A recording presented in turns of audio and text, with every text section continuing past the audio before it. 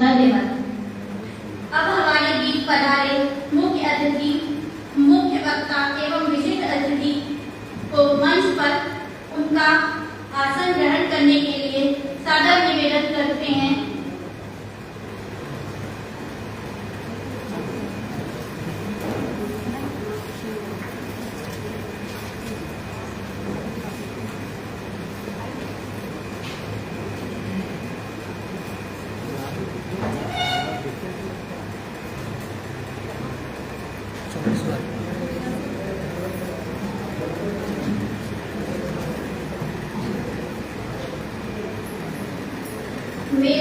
मेरा मंचासीन अतिथियों से विनम्र निवेदन है कि दीप प्रज्वलन एवं गुरु अक्षर वेद की पूजन की पधारें।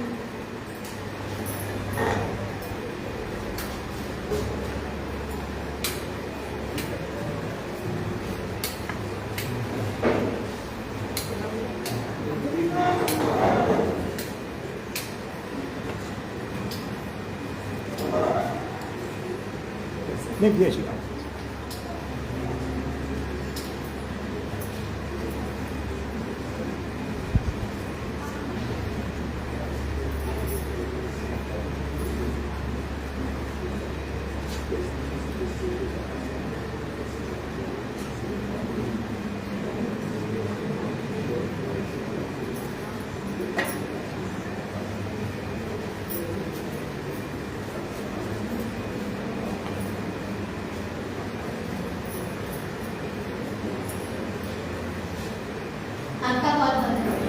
अब हम अपने माननीय अतिथियों का औपचारिक परिचय एवं स्वागत करेंगे। इसके लिए मैं श्रीमती रीमा गुप्ता जी को मंच पर आमंत्रित करती हूँ।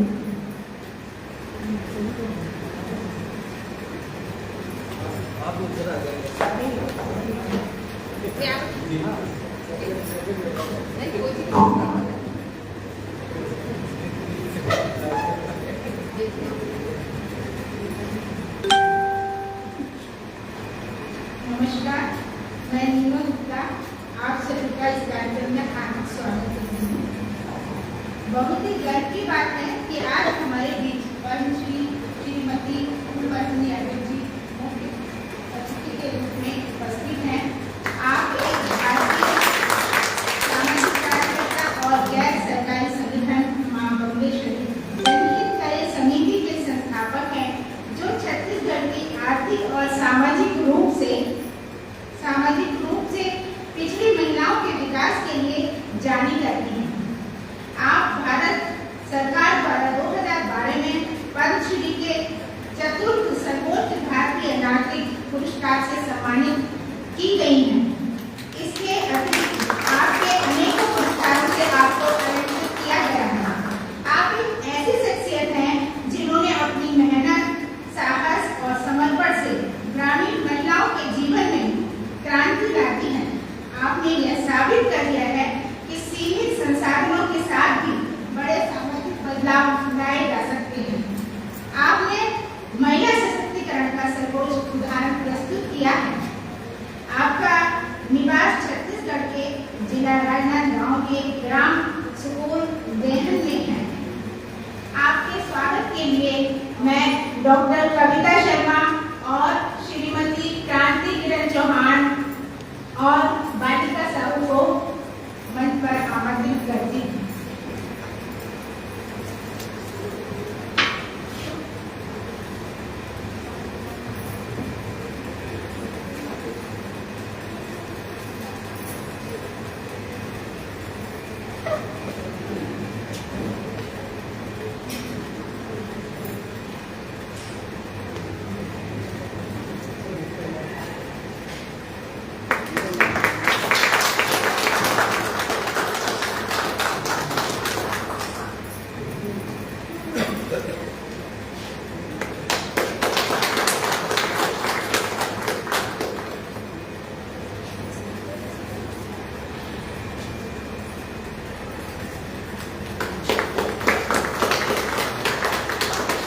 में दिया जाता है।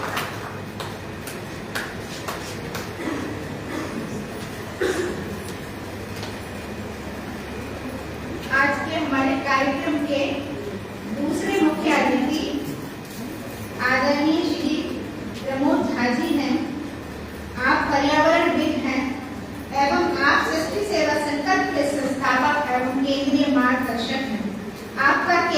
इंदौर है, आप मूलतः मां पीताम्बरा देवी की नगरी दतिया से हैं। दतिया से अध्ययन पूर्ण करने के पश्चात आपने 1993 में संघ के प्रचारक के रूप में कार्य किया और 2023 तक प्रांत स्तर के विभिन्न दायित्वों का निर्वहन किया। वर्तमान में आप विभिन्न सामाजिक संस्थाओं एवं संगठनों का मार्गदर्शन कर रहे हैं। आपके स्वागत के लिए मैं कुमार अभिमन्यु और श्री पप्पू राठी जी को मंच पर आमंत्रित करती हूँ। देखो तो सही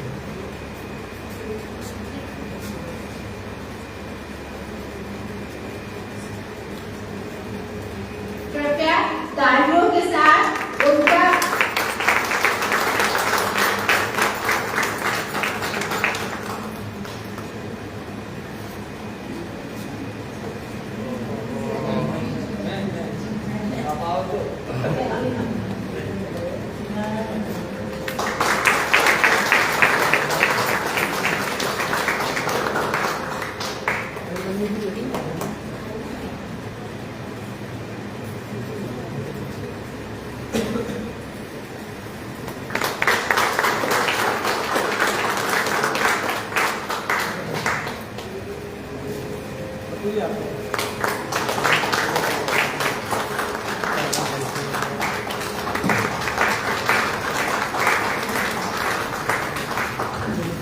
सबको बड़ा वाला गेला है ना यार, तो उसको लास्ट में दिया जाता है। इसी के साथ हमारे कार्यक्रम के विशिष्ट अतिथि डॉक्टर संजीव पारासर जी हैं। ये एक प्रसिद्ध शिक्षाविद और विशेषज्ञ हैं जो IIM रायपुर के प्रभारी निदेशक के रूप में कार्यरत हैं। उनके नेतृत्व में IIM रायपुर छत्तीसगढ़ के शिक्षा, नवाचार और कौशल विचार के क्षेत्र में उनका महत्वपूर्ण योगदान रहा है। उनके स्वागत के लिए मैं SL टेमरे जी और आकाश जी को मंच पर आमंत्रित करती हूँ।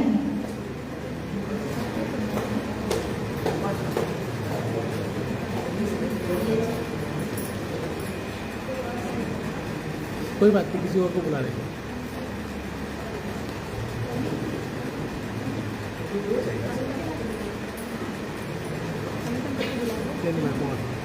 आप चले जाओ। आप मैं जब अपने सुब्रमण्यम साहब को बुला लो। बुला रहे सुमनिया साहब मैं सुब्रमण्यम साहब से भी निवेदन करती हूँ कि कृपया मंच पर आए। नहीं, सब गड़बड़ है यार, एकदम मुश्किल है।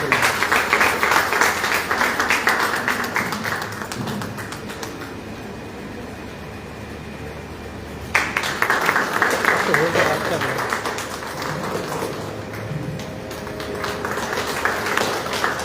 कागज को बड़ा है। चुप रहो। आपका बहुत बहुत धन्यवाद। अब मैं शिष्टि सेवा संकल्प की प्रस्तावना हेतु श्री यशेंद्र गुप्ता जी को मंच पर आमंत्रित करती हूँ।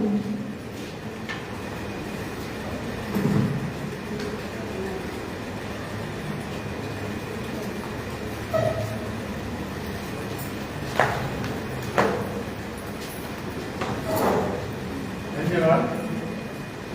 आप सबको मेरा नमस्कार। शिष्टि सेवा संगठन पर्यावरण के क्षेत्र में कार्य करने वाला स्वयंसेवी संगठन है। वर्ष 2021 में संगठन का कार्य मुख्य रूप से इंदौर मध्य प्रदेश से प्रारंभ हुआ, जो कि आज वर्तमान में मध्य प्रदेश, छत्तीसगढ़, महाराष्ट्र सहित गुजरात, दिल्ली, तेलंगाना, उत्तर प्रदेश में भी कुछ जिलों में पहुंच गया है। संगठन ने अथर्ववेद को गुरु के रूप में स्वीकार किया है। त्यागपूर्वक उपभोग ही पर्यावरण संरक्षण का उपाय है और माता भूमि पुत्रों पृथ्वी, इन सूत्रों का पूज्य गुरु अथर्ववेद के अनुसार संगठन वृक्ष समूह गतिविधि एवं विभिन्न कार्यक्रमों के माध्यम से समाज के बीच में पर्यावरण शामिल हो सके, उन्हें निरंतर कार्य कर रहा है। रायपुर जिला इकाई द्वारा गत वर्ष में कुछ किए गए उल्लेखनीय कार्यों के विषय में थोड़ी सी जानकारी आपको देना चाहूँगा। सृष्टि सेवा संकल्प रायपुर इकाई द्वारा एक दिवसीय शीत शिविर आयोजित किया गया, जिसमें संगठन के कार्यकर्ताओं के अतिरिक्त अनेक विद्यालयों के एवं पर्यावरण में रुचि लेने वाली अनेकों सज्जन सम्मिलित हुए थे। रायपुर इकाई द्वारा औसतन 5000 वृक्षों का रोपण किया, जिनका संधारण भी पूर्ण निष्ठा से किया जाता है। रायपुर इकाई के वृक्ष समूह द्वारा वर्ष प्रतिपदा, रक्षाबंधन एवं दीपावली उत्सव भी वृक्षों के साथ निरंतर मनाए जाते हैं। अनेकों अवसरों में वृक्ष आलिंगन कर वृक्ष मिलन समारोह भी मनाया जाता है। रायपुर इकाई के शिक्षित सेवकों द्वारा विभिन्न विद्यालयों में छात्र एवं छात्राओं से संवाद कर उन्हें प्रकृति संरक्षण हेतु जागरूक किया जाता है। छात्र प्रेरित होकर प्रकृति संरक्षण में अपना योगदान भी दे रहे हैं। रायपुर में कुछ स्थानों में वृक्षों को अनावश्यक रूप से कटाई की जा रही है, तो रायपुर इकाई द्वारा इसका जमकर विरोध किया जाता है। मृत वृक्षों के लिए शोक सभा, कैंडल मार्च, ज्ञापन आदि कार्य भी किया जाता है। जैसे दोंदेखुर्द में औसतन 2000 वृक्षों को कटवा दिया गया था। दिनांक 15/4/2025 को रायपुर इकाई द्वारा हैदराबाद में हुई अमानवीय घटना वन में अनेकों वर्षों की कटाई के विरोध राष्ट्रपति के नाम ज्ञापन कलेक्टर महोदय रायपुर के जरिए से दिया गया। पहलगाम में हुई आतंकी घटना में शहीद हुए नागरिकों को दिनांक 24/4/2025 को शहीद उद्यान बलोगा बाजार रोड रायपुर में श्रद्धांजलि अर्पित की गई।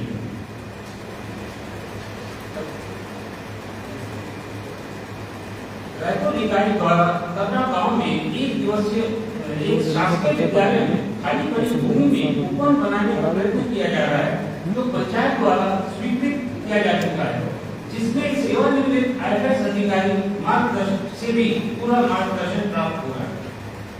सृष्टि सेवा संकल्प रायपुर इकाई द्वारा सिंदूर ऑपरेशन की स्मृति में चिरस्थायी बनाने हेतु तुलसी गांव एवं रुपे कॉलोनी में सिंदूर वाटिका स्थापित की। कार्यालय महालेखाकार से उसके आवासीय परिसर तक जाने वाली सड़क के किनारे लगे वृक्षों को कटाई दे रहे ट्री गार्ड को, जिसमें कि पेड़ों को बंधन से मुक्त किया गया। VIP रायपुर में वहां के नागरिकों का वृक्ष समूह निर्मित कर वृक्षारोपण कराया जा रहा है, जिसका संचालन भी सृष्टि सेवक द्वारा पूर्ण तन्मयता से किया जा रहा है। वन विभाग के अधिकारियों द्वारा सृष्टि सेवा संकल्प रायपुर इकाई के कार्यकर्ताओं को प्रशिक्षित भी किया जाता है। शासकीय माध्यमिक विद्यालय सट्टू में प्राचार्य जी की सेवानिवृत्ति के अवसर पर विद्यालय में वृक्षों का रोपण किया गया, जिनका संधारण की जिम्मेदारी उस विद्यालय के 8 विद्यार्थियों को सौंपी गई। सृष्टि सेवकों द्वारा समय पर उसका अवलोकन करने का प्रयास भी किया जाता है। जन्म दिवस, विवाह वर्षगांठ अथवा अन्य अवसरों पर स्मृति बनाए रखने हेतु नियमित वृक्षारोपण करने हेतु प्रेरित किया जाता है। रायपुर इकाई द्वारा बाल वृक्ष समूह भी बनाया गया, जिसमें बच्चों को भी प्रकृति से जोड़ने का प्रयत्न किया जा रहा है। रायपुर इकाई की प्रेरणा से जियोलॉजिकल सर्वे ऑफ इंडिया द्वारा अपने परिसर में 2300 वृक्षों का रोपण कर उन्हें संधारित किया जा रहा है। श्राद्ध पक्ष में मित्रों को तर्पण वृक्षारोपण कार्यक्रम का आयोजन भी किया जाता है। रामलला की प्राण प्रतिष्ठा के अवसर पर रामलला बीजारोपण अभियान भी आयोजित किया गया। सृष्टि सेवा संकल्प प्रकृति के संधारण हेतु संकल्पित है, तो नियंत्रण प्रयत्न कर रहा है एवं आप सबसे सहयोग की आशा करता है कि हम सब अपने व्यस्त जीवन में से फल चुनाकर इस बिगड़ती प्रकृति के संधारण में अपना योगदान दे सकते हैं। वर्तमान में 3 वृक्ष समूह रायपुर महानगर में संचालित है। अमृत देवी विश्नोई वृक्ष समूह विधानसभा क्षेत्र, बसावन मामा वृक्ष समूह VIP, बाल वृक्ष समूह LSC आइलैंड। तो ये कुछ हमारे आप चले जाओ रायपुर की इकाई द्वारा किया गया कि आप लोग इसकी जांच करें। तुरंत चले जाओ।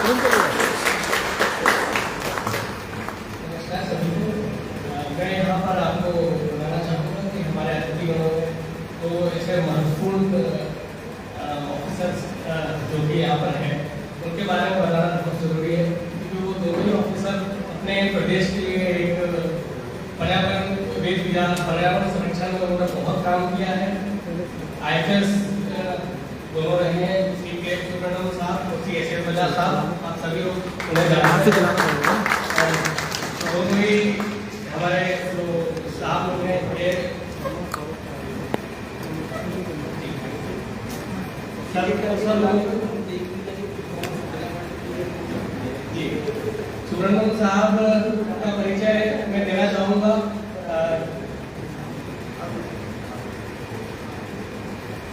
सर अपने प्रदेश के सीनियर IFS रहे हैं, फॉरेस्ट डिपार्टमेंट की सर्वोच्च पद से रिटायर हुए जिसे PCCL प्रधान मुख्य वन संरक्षक कहते हैं।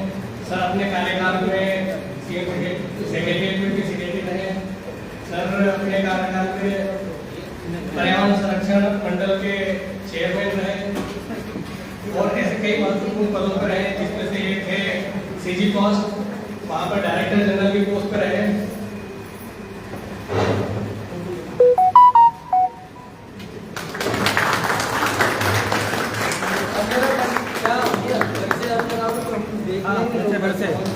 ये दूसरा वाला ना ऐसे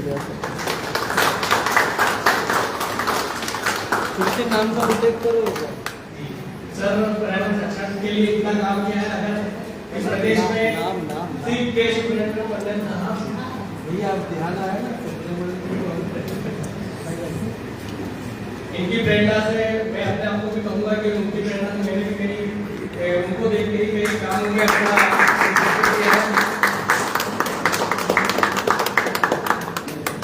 श्री केशव बजाज साहब सभी IFS कैडर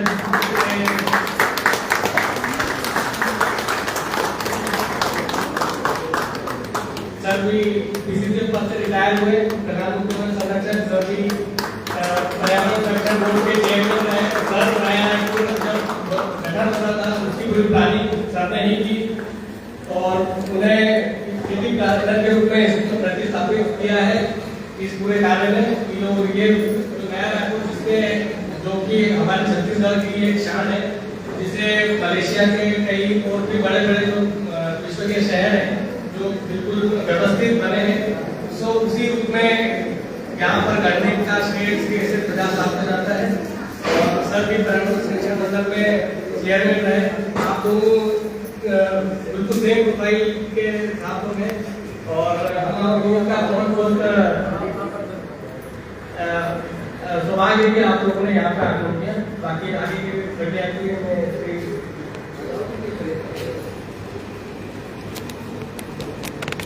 यहाँ तो धनराज सेक्रेटरी आए हुए हैं जो विधानसभा के पूर्व में सेक्रेटरी रह चुके हैं, मैं उनको भी स्वागत के लिए बुलाना चाहती हूँ।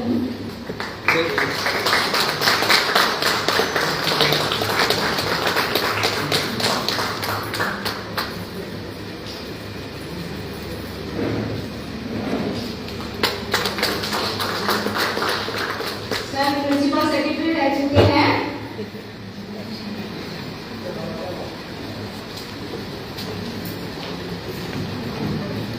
अब इस पवित्र वातावरण को और मधुर बनाते हुए पर्यावरण संरक्षण गीत के लिए मैं मंच पर आमंत्रित करना चाहती हूँ श्री प्रद्युमन बेहरा जी को।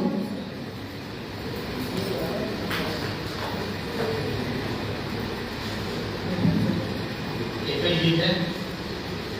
संकल्प लिया जो हमने उसे पूर्ण करेंगे हम, वसुधा को सजा कर हरियाली से रंग भरेंगे हम।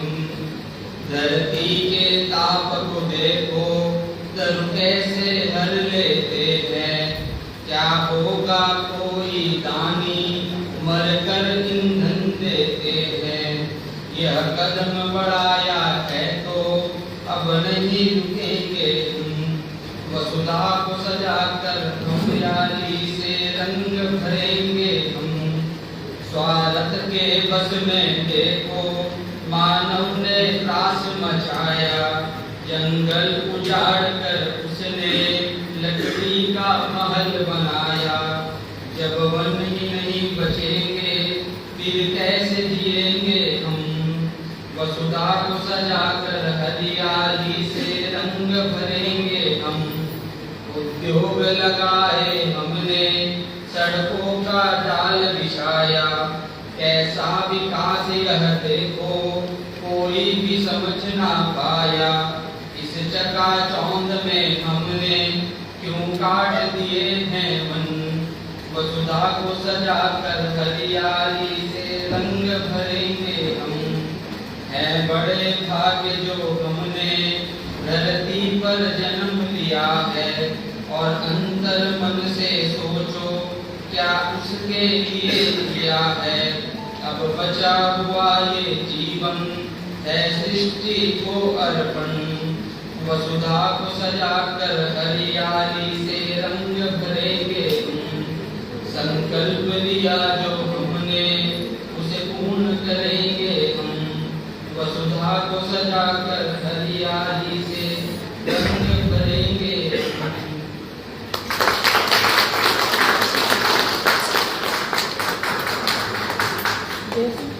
धन्यवाद। निवेदन है कि आदरणीय श्री प्रमोद जी झा से कि अपने प्रेरक विचारों से हमें अनुप्रेरित करें एवं अपना उद्बोधन दें।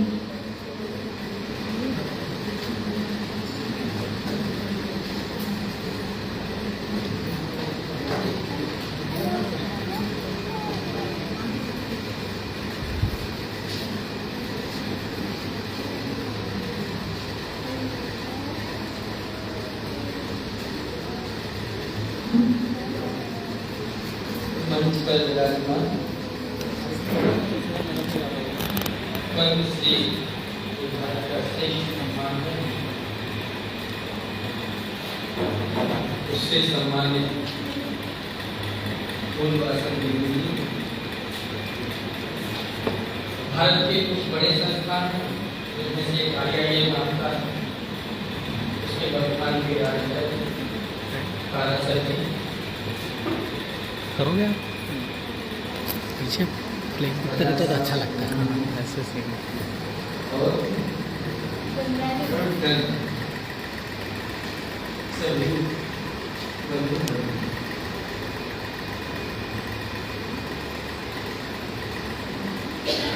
अभी हम कहाँ बैठे थे, भारत सरकार के बगल से।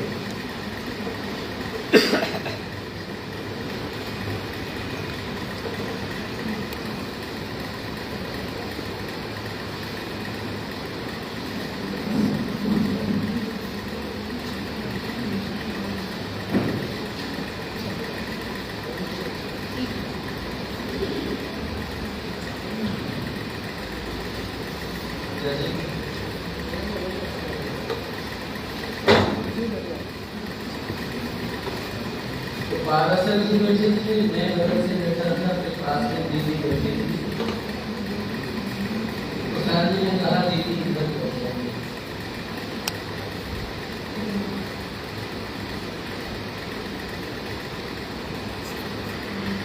दो बड़े लोगों के बीच में कोई छोटा बैठे तो और छोटा दिखता है,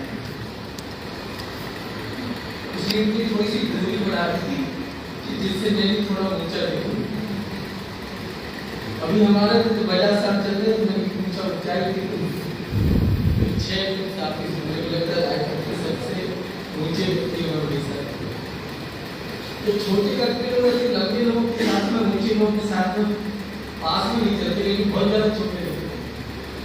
तो दीदी को थोड़ा दूर बिठाकर हमारी छोटे वर्ग को प्रशांत जी ने बढ़ा कर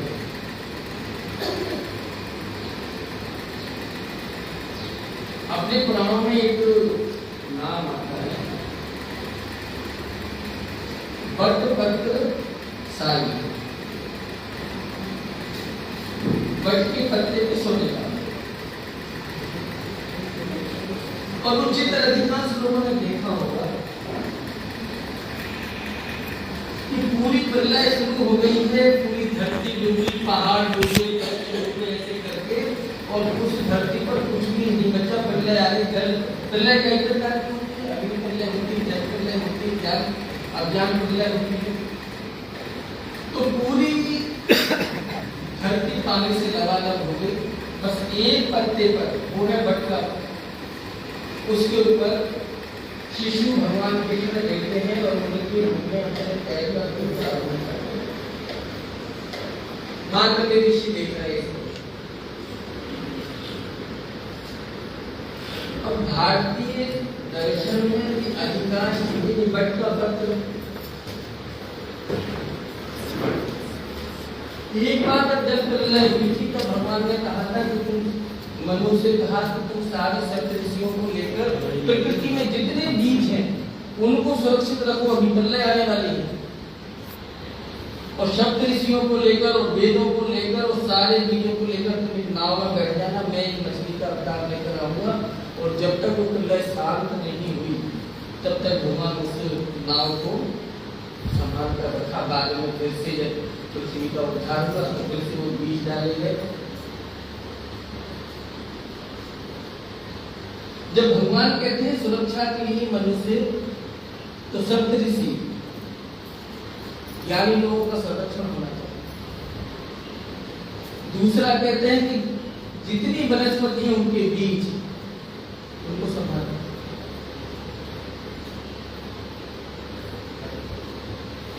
योग की रक्षा के लिए भगवान ने अपने स्वरूप को मछली के रूप में दिया। और इसलिए हमारे शास्त्रों में जहां पर भी है भगवान सोता है बड़ के पत्र पर, जब दोबारा सृष्टि हुई तो इन बीजों को सुरक्षित रखो, मैं आऊंगा मछली बनकर तुम्हारी सुरक्षा करूंगा। और इसलिए पूरे हमारे शास्त्र तो पीपल की पूजा करो, पर्वतों की परिक्रमा करो, गंगा को मां मानो, गाय को मां मानो,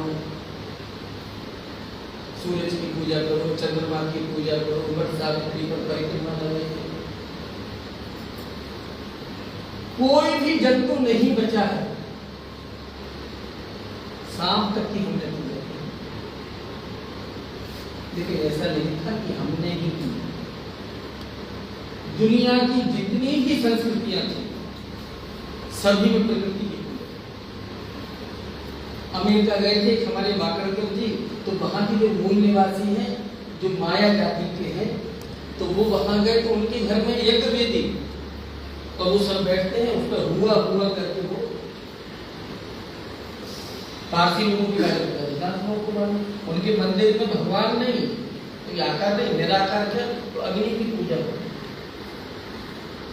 जापान से लेकर जर्मनी तक ऐसा कोई क्षेत्र नहीं था, अफ्रीका, अरब, जितने भी हमारे द्वीप है, सात द्वीप पर, जब तक मानव जाति जहां जहां रही वहां उसने प्रकृति की ही पूजा की। उसमें बड़ी बड़ी मूर्तियां थी और प्रकृति से संबंध होने के कारण से सभी में ईश्वर का, देवता का भाव के कारण से उसका वो शोषण नहीं कर सकते। सब ऐसा कोई संस्कृति नहीं थी जिसमें धरती के रूप में किसी देवी की पूजा नहीं की जाती, और वो देवी है। भारत में तो आज का जो विषय है मुख्य माता भूमि पुत्रो हम कुछ है, इसलिए हमने इस धरती का नाता माता के साथ में जोड़ा। क्यों? बच्चा मां का दूध कितना पीता है, पेट भरने के बाद मां जितना भी कहे वो छोड़कर चला जाता है। इसको बोलते हैं दोहन। इसलिए हमारी पुरानी परंपरा में गाय हमारी माता है, इसलिए 4 थन में से केवल 2 थन का दूध निकालते थे, 2 थन का दूध बछड़े के लिए छोड़ देते। लेकिन ऐसा क्या हुआ कि सारी धरती से प्रकृति पूजा के प्रति भाव समाप्त हो गया, कर दिया गया।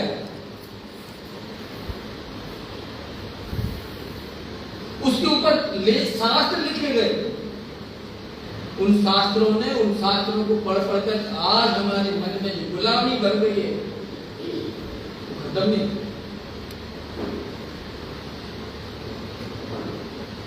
तो पर्यावरण की जब चर्चा चलेगी तो थोड़ा पीछे चल जाना पड़ेगा। एक गांधीवादी चिंतक धर्मपाल जब चंद्रशेखर जी प्रधानमंत्री बने उनकी उनसे दोस्ती थी, तो कुछ नीति आयोग के जो नीति बनती उन्होंने उनको बुलाया धर्मपाल जी को। तो धर्मपाल जी बैठे तो उन्होंने कहा कि देखो इस नीति का जब विचार करेंगे तो पहले 200 साल का इतिहास देखना पड़ेगा। तो चंद्रशेखर जी को जब 2-3 बार थे हर एक नीति में वो 200 साल 250 साल 250 300 साल बोलते, तो उन्होंने एक बार चढ़कर उन्होंने कहा धर्मपाल जी ने चंद्रशेखर जी ने कि धर्मपाल जी आप किसी भी नीति को बनाते तो 300 साल 250 साल का विचार करना चाहिए तब ये नीति का। उन्होंने कहा कि हम 200-250 साल का विचार करेंगे इस नीति बनाने पर तो हमको 2000 साल पहले ही जाना है।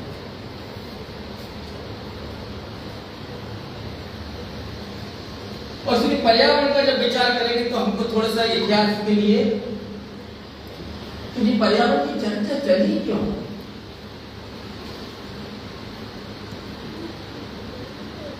1962 के पहले पर्यावरण शब्द भी नहीं। और अमेरिका की एक दीदी जैसी कोई प्रकृति प्रेमी नहीं, रेचेल कार्सन,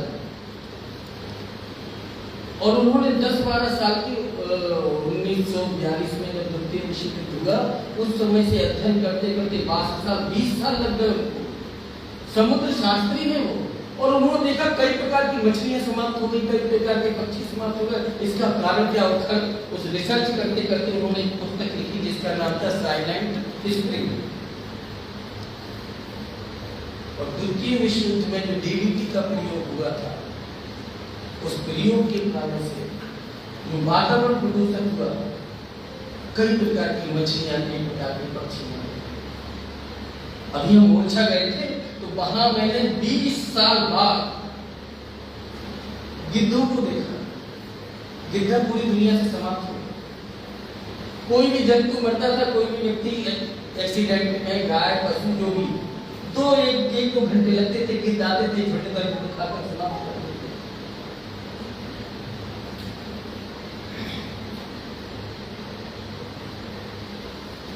ऐसी बहुत सारी प्रजातियों का साइलेंट स्प्रिंग के नाम से किताब, वो पूरी दुनिया ने उसको पढ़ा। अमेरिका में डीडीटी के ऊपर प्रतिबंध लगा, लेकिन ये बात यहाँ तक नहीं रुकी। क्लब ऑफ रोम उन्होंने 4-5 वैज्ञानिकों को बिठाकर ये जो हो रहा है ये कैसे, इसका यदि आज नहीं लगा तो कल इसका क्या, अभी तो शुरुआत है। और उन वैज्ञानिकों ने रिसर्च करके एक रिसर्च पत्र तैयार किया, उसका नाम पढ़ा, किताब के रूप में आया वो लिमिट टू ग्रोथ। इस विकास की सीमा कहां जाकर खत्म होगी, विकास का अंतिम बिंदु, इसके बाद विकास, और यदि सीमाएं तय नहीं हुई तो ये धरती ज्यादा दिन तक बचेगी। और इसमें से 1972 में शब्द निकला पर्यावरण की संरक्षण। उसके ऊपर पृथ्वी सम्मेलन शुरू हो गया। ये सारे सम्मेलन जब शुरू हुए कि इस पर्यावरण के लिए क्या क्या नीति बनना चाहिए, तो जो धर्मपाल जी ने कहा उसके लिए पीछे जाना पड़ा। और ये 250-300 साल में जितना पर्यावरण का विनाश हुआ है, इसका चिंतन हुआ। और जब इसका चिंतन हुआ तो 2000 साल पीछे जाना।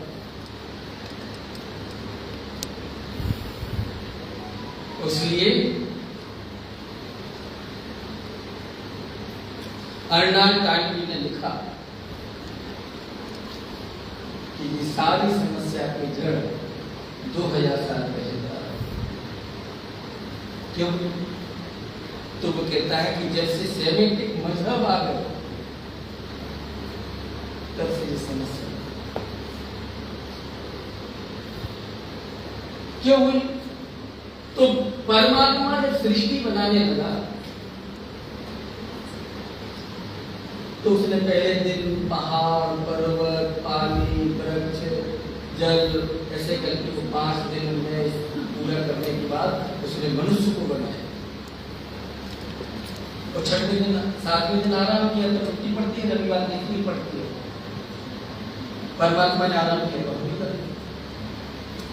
और उसने उस व्यक्ति को बनाकर स्वर्ग के बगीचे में छोड़ दिया और कहा कि तुम यहाँ स्वच्छ विचरण करो, ये सारे फल फूलें इनको खाइए और मजे में रहिए, लेकिन जो बीच में जो पेड़ लगा है इसको नहीं खाना है। ओल्ड टेस्टामेंट बाइबल में कहानी सृष्टि का निर्माण कैसे हुआ, तो बढ़िया मजे से रहता। जब भी परमात्मा वहां जाते उनके आगम तो वो आ जाता तुरंत, कैसे हो, बढ़िया हो, अच्छा है, अच्छा हो, कोई जरूरत उनकी अकेलापन महसूस करता हो तो रूप तो उनकी पसली निकाली, फूंक मारी, एक स्त्री बन गई, अब दोनों हो गया, हाँ ठीक है। जब भी जाते एडम एंड ईव पुकारते वो आ जाते। एक दिन क्या हुआ कि स्वर्ग के बगीचे में शैतान आ गया, तो वो शैतान ने कहा कैसे हो एडम ईव, उनकी बहुत अच्छा हो, उनकी इसकी सबका तुमने बहुत अच्छे फल लगे हैं, खाए हैं उनके, हाँ ये बीच में जो पेड़ लगा इसका फल खाया और नहीं, परमात्मा ने मना किया, अरे इसका फल नहीं खाया तो क्या मतलब है तुमको यहाँ रहने का। शैतान का प्रभाव होगा, शैतान हमेशा गॉड से झगड़ा रहता है।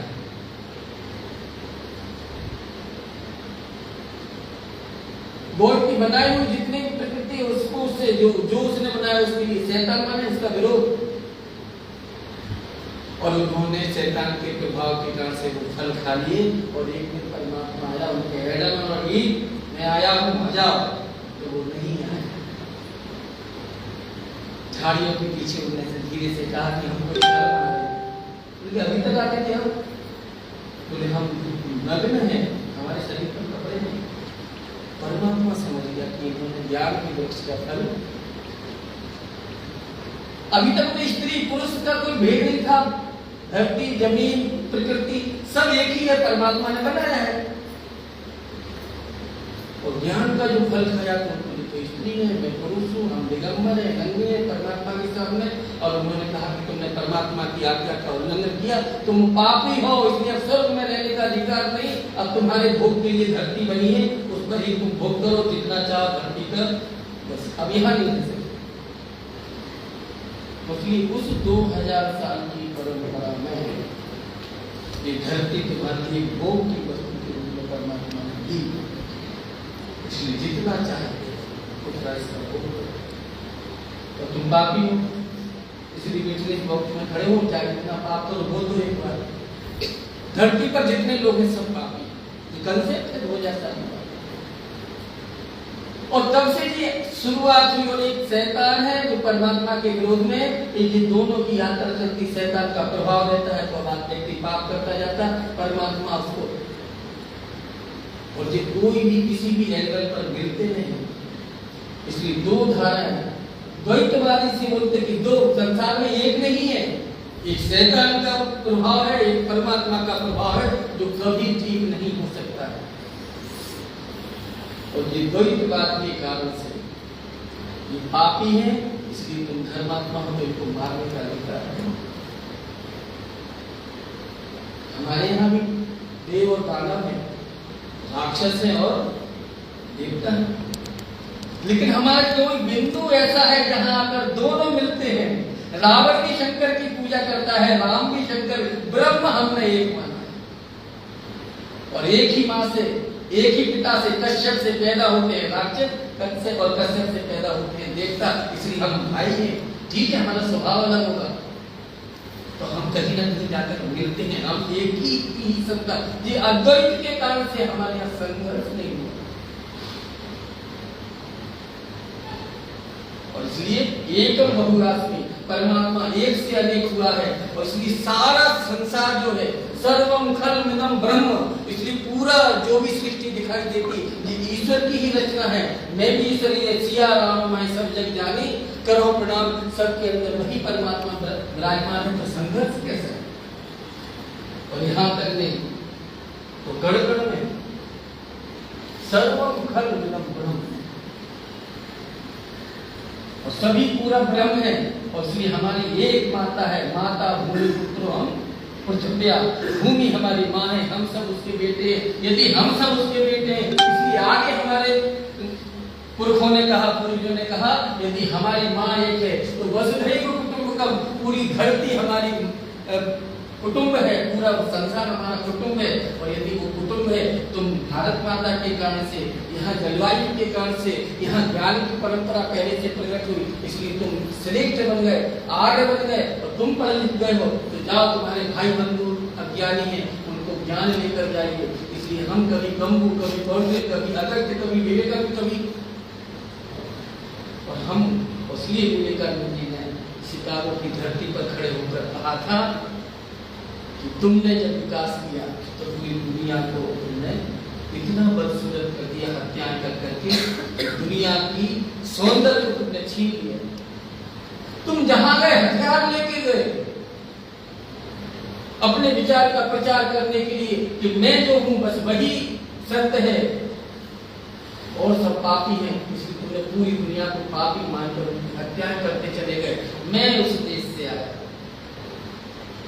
जब पारसियों को मुगलों ने परेशान किया, उन पारसियों की रक्षा भारत ने की। यहूदियों को जब ईसाइयत ने परेशान किया, पूरे 104 देशों में भटकते रहे, सभी ने उनकी हत्याएं की। 30 लाख यहूदियों को हिटलर ने चेंबर में कि तुम यहूदी हो, तुमने प्रभु यीशु के मरने का कारण तुम बने थे, और इसीलिए उसने कई लाखों लोगों की हत्या करता गया। पूरी दुनिया में यहूदियों की हत्याएं होती रही। केवल एकमात्र भारत है 1948 में जब उनका देश उनको मिला तो उन्होंने आह्वान किया कि अपने देश के निर्माण के लिए आइए। 104 देशों से 15 लाख यहूदी पहुंचे। उन्होंने अपनी सीनेट में जब हुआ, क्या क्या हुआ तुम्हारे साथ, एकमात्र 104 में से 103 देशों पे जो अत्याचार हुए, उनकी संतानें झुकी पैदा होने लगी थी, क्योंकि जब निकलते थे तो उनको इन सभी श्रेष्ठ लोगों के सामने से झुककर निकलना पड़ता था।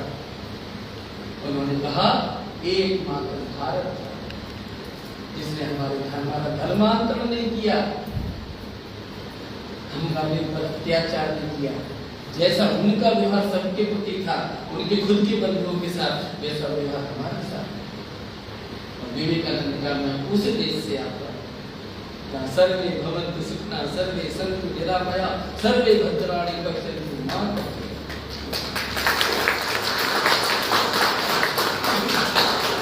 एक भाषण में दुनिया में फेमस होने वाला आदमी का दुनिया को स्वीकार करना पड़ा, और इसलिए अन्य टाइम ने लिखा कि उस विचार की तरफ से कि दुनिया पापी है। और उस विचार से क्या हुआ, जब अमेरिका में 1505 में वो गया कोलंबस, और उसने देखा यहाँ तो सोने की खदान है, वहां माया जाति के लोग रहते थे जो अग्नि की पूजा करते थे, ये श्वास करते थे, सूर्य की पूजा करते थे, प्रकृति प्रेमी थे। विचार, और इसलिए वहां 10 करोड़ माया जाति के लोगों की हत्या की, जो आज अमेरिका देखते हैं हत्यारा अमेरिका, कुछ लाख में वहां के मूल निवासी आज बचे हैं। क्यों हुआ? उसकी शैतान है ये परमात्मा, शैतान पर विजय प्राप्त करना है, और शैतान को जो मैं मानता हूं वही सत्य है, और जो नहीं मानते वो सब काफिर है, शैतान है। और ये क्या हुआ, और जब ये विचार बाइबल से आगे बढ़ा और सेवेंटिक धर्मों ने आगे बढ़ाया, तो क्या हुआ, उसके बाद जो दार्शनिक हुए, जो मनोवैज्ञानिक हुए, जो जीव शास्त्री हुए, जो अर्थशास्त्री हुए, तो डार्विन ने इसे स्वीकार किया, जीव शास्त्र। इसलिए जो संघर्ष में जीवित बचेगा वो ही आगे बढ़ेगा। इसलिए मछली से कछुआ बना, कछुआ से खरचर बना, उसके बाद वो थोड़ा सा बंदर और उसमें आया जिसको हम नरसिंह अवतार कहते हैं। ऐसे कर करके जो जीतता चला गया उसका विकास हुआ, और एक दिन जाकर मनुष्य बन गया। हमारे यहाँ भी हमसे किया था उसने, हमने पहले जल में सृष्टि हुई, फिर उभयचर बने, फिर वराह अवतार बना, उसके बाद नरसिंह अवतार हुआ, उसके बाद वामन अवतार हुआ, और पूर्ण मनुष्य, और मनुष्य सबसे शक्तिशाली, अब वो सभी पर राज कर सकता, अब इससे ज्यादा ताकतवर कोई चीज नहीं बन सकती। भगवान ब्रह्मा जी वहां रुका, डार्विन ने भी यहाँ रोक दिया, क्या मनुष्य बन गया खत्म। लेकिन भारतीय संस्कृति नहीं रुकी, मनुष्य विघटनकारी होगा, ये मनुष्य के हाथ में इतनी ताकत दे दी, यदि इसे कंट्रोल नहीं किया गया तो ये संपूर्ण सृष्टि का विनाश करेगा।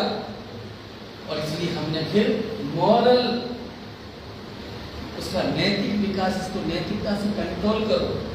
और इसलिए हमने राम का अवतार किया। तुम सब सर्वशक्तिशाली हो तो तुम्हारा काम क्या है? आराधनाय लोका नाम मुच्यते नास्ति में व्यथा। वो केवल मनुष्य बनाने के बाद दाल में रुक जाता है कि सबसे शक्तिशाली को हम रुके नहीं, हमको अब इसको नैतिक चरित्र की शिक्षा देना पड़ेगी। इसलिए राम अवतार होता है। और आराधनाय लोका नाम मुच्यते नास्ति में व्यथा। लोक कल्याण के लिए यदि सीता को भी छोड़ना पड़े तो राम तैयार है। और राम ने जी अपना उदाहरण पेश किया। जब लंका, सोने की लंका जीतने के बाद उपभोग कैसा होना चाहिए, विकास क्या होना? अब सोने उस समय की धरती का सबसे सुंदर शहर था। रावण के यहाँ कौन काम करते थे? ऐसे सप्त ऋषि और बृहस्पति और चंद्रमा और सूर्य शनि ये सब खड़े रहते थे उसकी इशारे की एक बार देख ले महाराज तो हमारा स्वर्ग में जो नहीं था वो उसके यहाँ था। जिन देवताओं की हम पूजा करते थे वो उसके हम नौकरी करते थे। उस रावण का वध करने के बाद, लंका पर विजय प्राप्त करने के बाद, विभीषण को बिठाने के बाद जब भगवान ने कहा कि अब हम अयोध्या की तरफ चलेंगे, उस समय विभीषण ने रोका कि आप 14 वर्ष से कंदमूल फल खाते, घास पर सोते, पत्थर का तकिया लगाते, आज आपने विजय प्राप्त की है। आपके कृपा से दुनिया का सबसे सुंदर शहर आज आपके पास है, इसलिए कुछ दिन विश्राम। लक्ष्मण ने आकर राम ने उत्तर दिया। उत्तर जब हमने इसलिए राम का डार्विन के बाद विकास किया है राम का। इसलिए राम कैसा चरित्रवान व्यक्ति होना चाहिए दुनिया में, अभी तक राम जैसा नहीं हुआ। इसलिए राम मॉडल है इस धरती के, इस ब्रह्मांड के। दुनिया में कोई भी बाप चाहता है कि बेटा कैसा हो तो राम जैसा हो, भाई कैसा हो तो राम जैसा हो, मित्र कैसा हो तो राम जैसा हो, पति कैसा हो तो राम जैसा। अभी कैसा मॉडल है? इसलिए हमने मॉडल नैतिक व्यक्तित्व कैसा होता है। मनुष्य बन गए, तुम ताकतवर बन गए तो कैसे होना चाहिए? और तुमने विजय प्राप्त कर ली लंका की, अब तुम पूरे ब्रह्मांड के रावण से ज्यादा ताकतवर बन गए। आप लंका पर राज्य कीजिए। तो राम उत्तर देते, क्या उत्तर दिया? अपनी स्वर्णमयी लंका नामे रुचते लक्ष्मण। लक्ष्मण, यद्यपि लंका सोने की है लेकिन हमको रुचती नहीं। क्यों? जननी जन्मभूमि स्वर्गा गति। जिस भारत में जन्म लिया है, जिस माँ के गर्भ से जन्म लिया, स्वर्ग से भी श्रेष्ठ। इस उत्तर को मैंने जब भागवत पढ़ रहा था तो एक विषय है वो आपको भी युधिष्ठिर से यक्ष ने प्रश्न किया कि युधिष्ठिर ये बताओ दुनिया का सबसे सुखी व्यक्ति कौन है? ये उत्तर तुम कल्पना नहीं कर पाओगे। इसको जब गहराई से विचार कर आपको इसका उत्तर समझ में आएगा। तो युधिष्ठिर ने कहा कि यक्ष जिसको 4-5 दिन में साग सब्जी खाने को मिल जाती है। कितने दिन में? 4। मतलब रोटी उससे रोज मिल रही, चावल उससे, लेकिन 4-5 दिन में जिसको सब्जी खाने को मिल जाती है। और इतना करने के लिए उसे प्रवास नहीं करना पड़ता है, अपने परिवार को छोड़कर, अपनी जन्मभूमि को छोड़कर बाहर नहीं जाना पड़ता है। वो व्यक्ति दुनिया का सबसे सुखी है।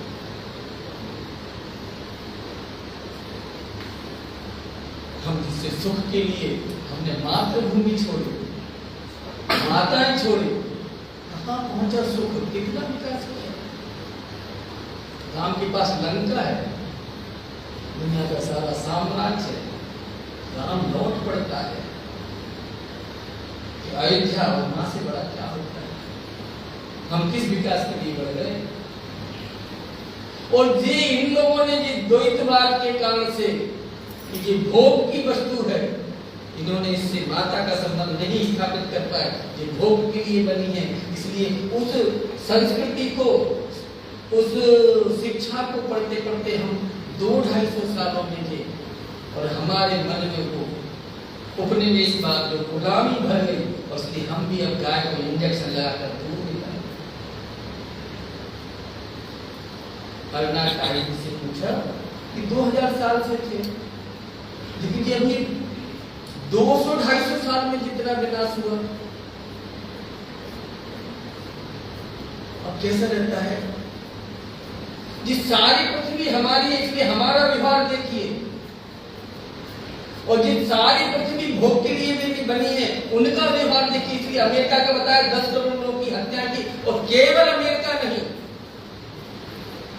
यूनान, मिस्र, रोम, आइटिक, इजिप्ट, माया, इनका, रशियन, सिथियन, ऐसी 49 संस्कृतियों को रोधते हुए पूरी धरती पर गए। बहुत अच्छी संस्कृति मिस्र में थी, उनके देवी देवता थे, उनकी मूर्तियां थी, प्रकृति के पूजक, उनकी हत्याएं करके वहां 1300 साल पहले इस्लाम पहुंचा। आज वो इस्लाम है, प्रकृति पूजा क्या। ग्रीक यूनान का नाम सुना है? सिकंदर ने पूरी दुनिया जीत के अपना देश को समृद्ध किया था, वहां के देवी देवता थे। सिर का आक्रमण हुआ, उनकी पुजारियों के सामने वो मूर्तियां तोड़ दी गई, और सब धर्मांतरित। ऐसे पूरी दुनिया का संघार, कैसा धोखा उदाहरण देखिए। शिवाजी के सामने जब कल्याण की बेगम को लाकर खजाना रख दिया, और खजाने में उन्होंने महाराज ने जिसने पराक्रम किया था उनको बांटा, शेष खजाना जमा हो गया।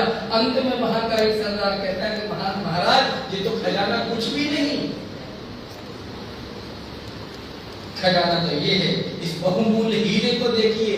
और सामने लाकर उसने बुर्खे में कल्याण की बेगम को खड़ा कर दिया, उसका बुर्खा उठाया, वो नख से सिर तक शिवाजी महाराज ने देखा, बड़ा की खूबसूरत थी। शिवाजी महाराज सिंहासन से नीचे उतर कर आए, उनके पास आए और उन्होंने सरदार से कहा, वास्तव में मैंने दुनिया में इनसे सुंदर कोई नहीं देखा। तो शिवाजी ने कहा, इतनी सुंदर यदि हमारी माँ होती तो शिवाजी कितना सुंदर।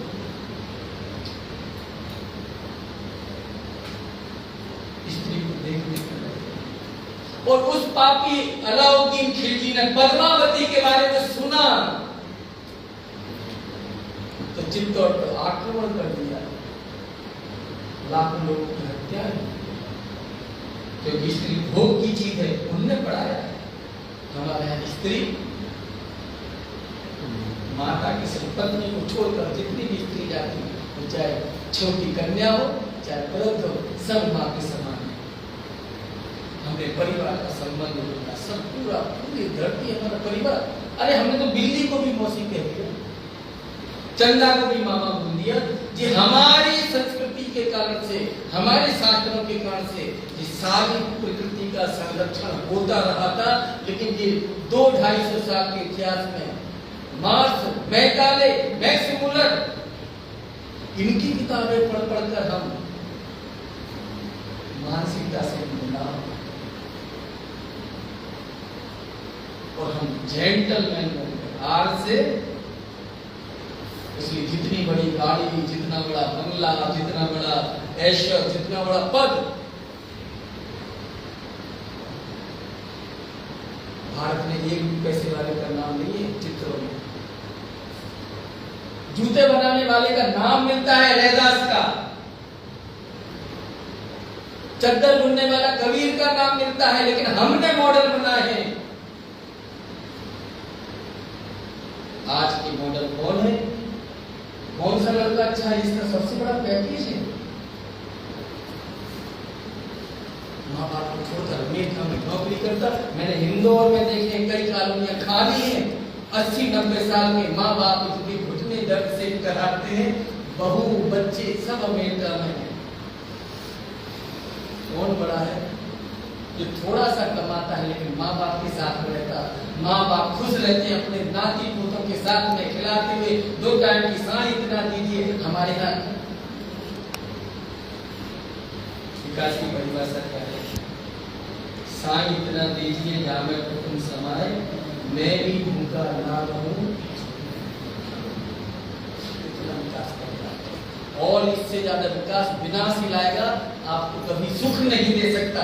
आज भी ये कोरोना ने बता दिया।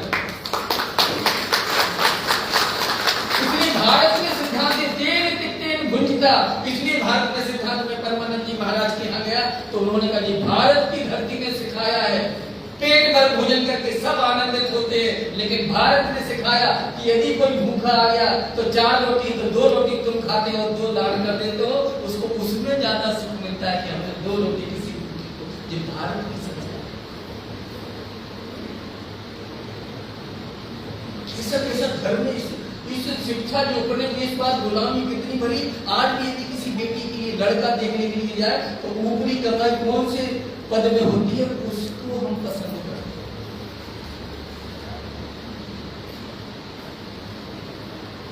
देखो गांधी जी ने क्या किया, देश का विभाजन किया, कुछ कहते हैं ना गांधी विरोधी लोग। गांधी अफ्रीका से बढ़कर आते हैं, गंगा के नदी के किनारे टहलते हुए Gandhi tie cap coat suit pant पहनकर जूते पहनकर गंगा नदी के किनारे टहलता है। एक गरीब महिला आती है, उसका बेटा मर जाता है, उसके पास इतना नहीं कि उसको, इसलिए आधी साड़ी पाकर बेटे को लपेटकर गंगा में विसर्जन करती है। जी दृश्य गांधी जी देखते हैं और वहीं खड़े होकर संकल्प लेता है युवा गांधी कि जीवन में इस देश के प्रत्येक व्यक्ति के पास 2 कपड़े नहीं होंगे तब तक गांधी एक ही कपड़ा पहने।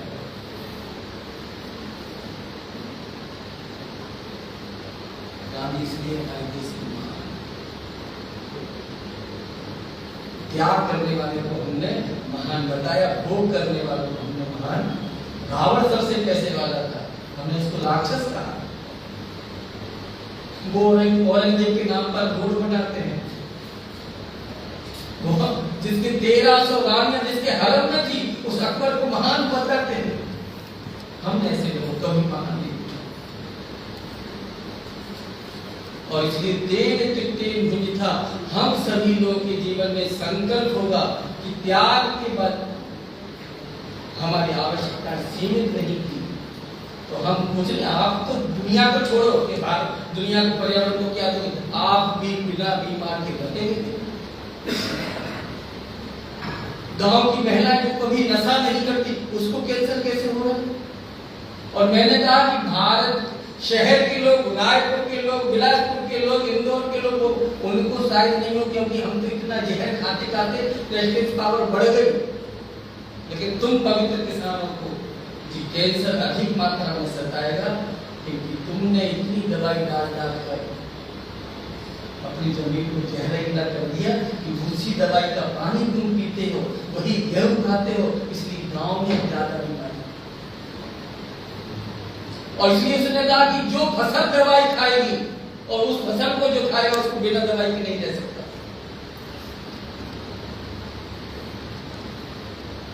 एक डीडीटी उस समय, इस समय भारत की स्थिति को दुनिया की स्थिति का, और इसलिए हमारे यहाँ उपवास की परंपरा चली। कम खाने से आज तक कोई नहीं मरा, अधिक खाने से बहुत लोग। और इसलिए हमारी सांस्कृतिक परंपरा, अंत में अर्नाल्ड टॉयलेट कहता है यदि इस धरती का सुरक्षा करना है, संरक्षण करना है, बचाना है तो भारतीय दर्शन के अलावा कोई चारा नहीं। अभी महीना वो चल रहा है कार्तिक मास, अपनी बात कहते समाप्त करूंगा। इस कार्तिक मास को बोलते हैं दामोदर मास। इस मास की 4 विशेषता है। इसका व्रत करना चाहिए। व्रत करना चाहिए तो सुबह उठना है ब्रह्म मुहूर्त में, और फिर तुलसी के नीचे दीपक जलाना है, कुछ साहित्य का अध्ययन करना है और कुछ ना कुछ आपको नियम लेकर एक टाइम व्रत करना है। मसाला खाना नहीं है। अब जी मैंने वैसे पढ़ा टीवी पर पढ़ते हैं, लेकिन इस मास का नाम है दामोदर मास। क्यों पढ़ा? क्योंकि इस महीने में यशोदा जी ने अपने कृष्ण को रस्सी से बांध दिया था उधर से। तो दाम माने रस्सी, उधर माने पेट। तो जिसका पेट बांध दिया था इस महीने में, तो इसका नाम ही एक तो कि हमारी स्टोरियों से हमने कैसा हमारा वो रहा होगा शिक्षा का तरीका कि वो एक भी दिन स्कूल में नहीं गई, लेकिन उस माता को मालूम है कि पीपल को नहीं काटना चाहिए, उस अम्मा को मालूम है कि चींटियों को खिलाना चाहिए। चींटी भी इस प्रकृति में कहीं ना कहीं इसका योगदान है। गाय को मां मानना चाहिए, तुलसी की पूजा करना चाहिए। ये हमने अपनी कैसी व्यवस्थाएं की थी धर्म के आधार पर कि अंतिम व्यक्ति को प्रकृति संरक्षण का ज्ञान था और आज जितना पढ़ा लिखा है सबसे ज्यादा व्यक्ति का नुकसान करता है तो वो पढ़ा लिखा है और ये भी शब्द नहीं पढ़ा हमारे अंतिम व्यक्ति तक लेके आप और इसलिए सुबह जलाना, कम खाना, साहित्य पढ़ना तो इस महीने का क्यों भी है। हमको मालूम है कि बरसात का महीना बीतने के बाद सारी धरती हरी हो जाती है और सारी धरती हरी हो जाती है। वृक्ष दिन को ऑक्सीजन छोड़ते हैं, रात को कार्बन डाइऑक्साइड छोड़ते हैं, इसलिए हमारे चारों तरफ की धरती हरी जो हो गई है ये कारण कार्बन डाइऑक्साइड इतनी छोड़ती है कि रात को नींद हमारी पूर्ति करती है ऑक्सीजन। इसलिए हम जब सोते हैं तो चारों तरफ हरियाली अधिक होने के कारण से कार्बन डाइऑक्साइड भी अधिक, तो हमारी सांसों में कार्बन डाइऑक्साइड और इस महीने के कारण इस महीने में हम जितनी लेते हैं इस कारण से बीमार पड़ते हैं, इसलिए इसका उपाय करना चाहिए। भोजन को पचाने में ऑक्सीजन ज्यादा लगती है और इसलिए आप 4 बजे उठ जाते हैं।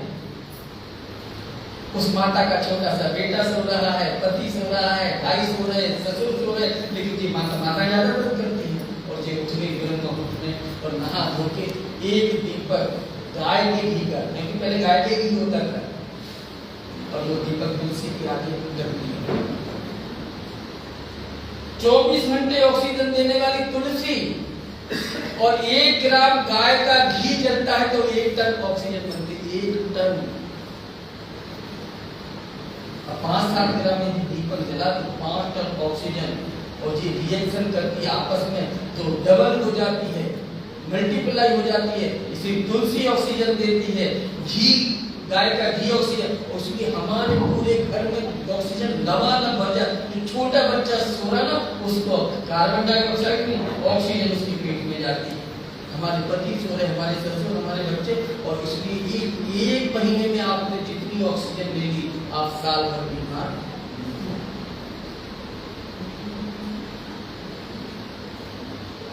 इतना वैज्ञानिकता थी और इसलिए पूरी धरती को आज भी यदि इस धरती का संरक्षण करना है तो ये संबंध ही स्थापित करना पड़ेगा, माता भूमि पुत्र हम पृथ्वी।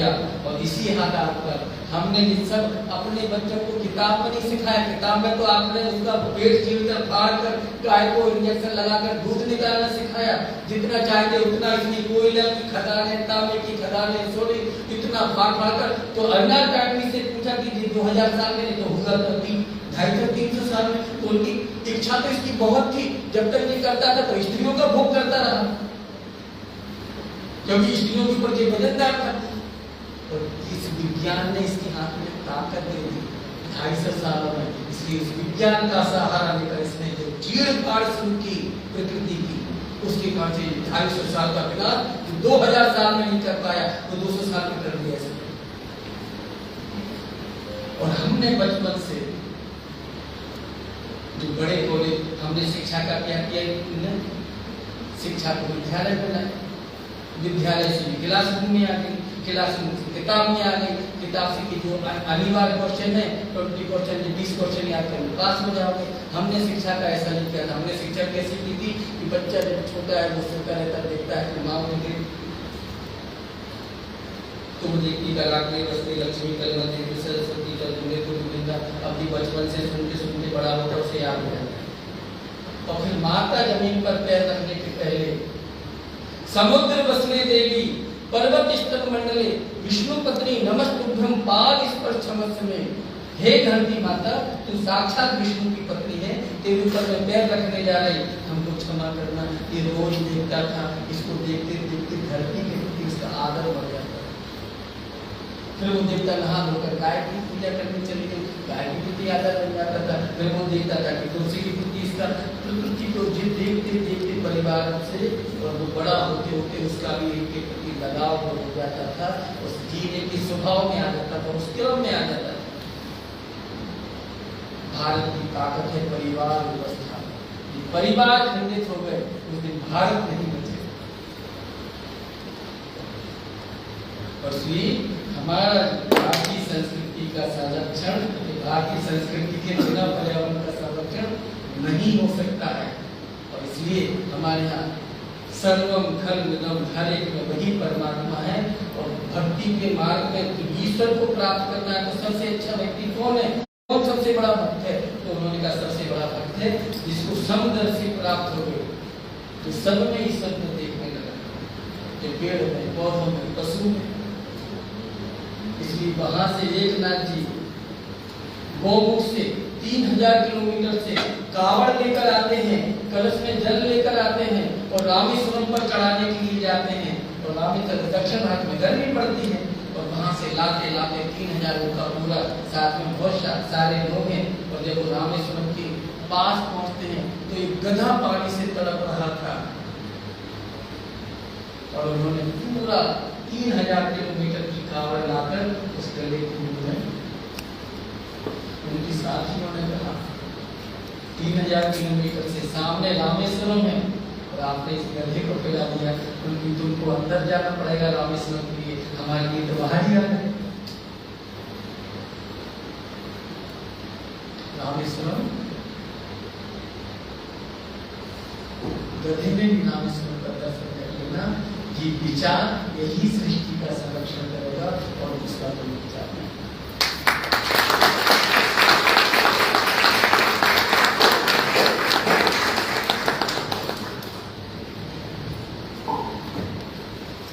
आपका बहुत बहुत धन्यवाद।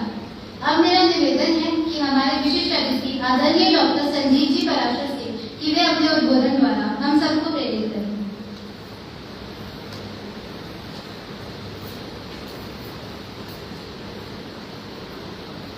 नमस्कार। मेरी इन्विटेशन है कि मैंने जैसे आपसे भी निवेदन किया कि मैं इस विषय का कोई ज्ञाता नहीं हूँ, एक्सपर्ट नहीं हूँ और मुझे आग्रह किया गया था आप सभा में आना, मैं इसी सोच के आया था। परंतु मैं माननीय दीदी फुलवासन जी और माननीय भाभिया जी आप सभी के सामने एक छोटी सी कहानी देता हूँ। महाभारत का युद्ध हो चुका था, हमने स्थापित कर लिया था धर्मराज को और केवल 2 या 3 दिवस हुए थे। सबसे खुश थी जो राजमाता बनी थी कुंती। 31 वर्ष का इंतजार रहा उनके जीवन में और 2 या 3 दिन के बाद वो दोपहर को थोड़ा सा आराम करने लगी और सोच रही थी यदुवंश की मैं अंश, मैं इतने बड़े परिवार से आई थी और जब मेरे पिता ने हस्तिनापुर में मेरा हाथ दिया तो किसी भी एक पिता के भांति जो अपनी बेटी के लिए क्या सोचते हैं हम लोग कि बनेगी मेरी बिटिया एक दिन रानी, ये सोचा था। लेकिन मुझे क्या मिला? जंगलों में भटकती थी, लाक्षागृह से बचती थी, भिक्षांदेही करती थी। मुझे मिला वैधव्य। वो 5 बच्चों को लेकर मैं जंगलों में भटकती थी और आज समय आया है जब मैं रानी ना बन सकी पर बन गई मैं राजमाता। तो इस सिएस्टा का छोटा सा समय, थोड़ा सा वो आराम करने लगी। जैसे वो लेटी उनको एक स्त्री के रोने की आवाज आई और हम हिंदू संस्कृति के लोग हम जानते हैं किसी भी राजा के लिए सबसे बड़ा कष्टदायी या पाप किसे बोलते हैं कि उसके राज्य में कोई स्त्री व्यथित हो, दुखित हो। वो घबराई, उठी, उन्हें चिंता थी कि उनका एक बेटा थोड़ा गुस्सैल है, बदमाश है, जिसको हम भीम नाम से जानते हैं। उसने शायद कुछ किसी को डांट दिया, पीट दिया। परंतु जब वो बाहर निकली, उस महल की तरफ दौड़ी जहां से वो आवाज आ रही थी, उसने देखा कि ये तो ज्येष्ठ दीदी गांधारी और ज्येष्ठ भ्राता धृतराष्ट्र जी का महल है। जोर से उसने दरवाजा खोला और जैसे उसने अंदर देखा तो उसने क्या देखा? ऐसा प्रतीत हुआ कि धृतराष्ट्र और गांधारी कहीं जाने के लिए तैयार हैं और अपना सामान बांध रहे हैं और गांधारी रो रही है। वो जोर से गई और उनके आगे गिर गई और उन्होंने बोला, ज्येष्ठ दीदी ये क्या है? यदि मेरा बेटा युधिष्ठिर राज करेगा तो दंड तो आपके हाथ में ही है। आप ज्येष्ठ भ्राता हैं मेरे, उनके ज्येष्ठ पिता हैं। तो गांधारी ने एक प्रश्न किया उनसे, तुम तो राजमाता बन गई, तुम्हारा बेटा राजा बना, तुम्हारी बहू रानी बनी, मेरा पति ये दुष्ट था, इसके सामने वो चीर हरण का प्रयत्न हो रहा था, ये चुप बैठा रहा। जब से बोला कि 5 गांव दे दीजिए, भगवान परमेश्वर योगेश्वर खुद आए और उन्होंने बोला 5 गांव देके चलो सल्टा देते हैं इस किस्से को, ये नहीं माना और ये रोक सकता था। जब वो चौसत होती थी और मेरा खुद का भाई शकुनी ये पाप कर रहा था, तभी इसने नहीं रोका। इसके साथ क्या हुआ ये इसके साथ होना चाहिए था, पर मैं सती स्त्री थी। विवाह से पहले जब मुझे पता चला मेरा किसी एक अंधे व्यक्ति से, नेत्रहीन व्यक्ति से विवाह होने वाला है, कि मैंने आंखें तक बंद कर ली, मैंने जिंदगी में कोई पाप नहीं किया।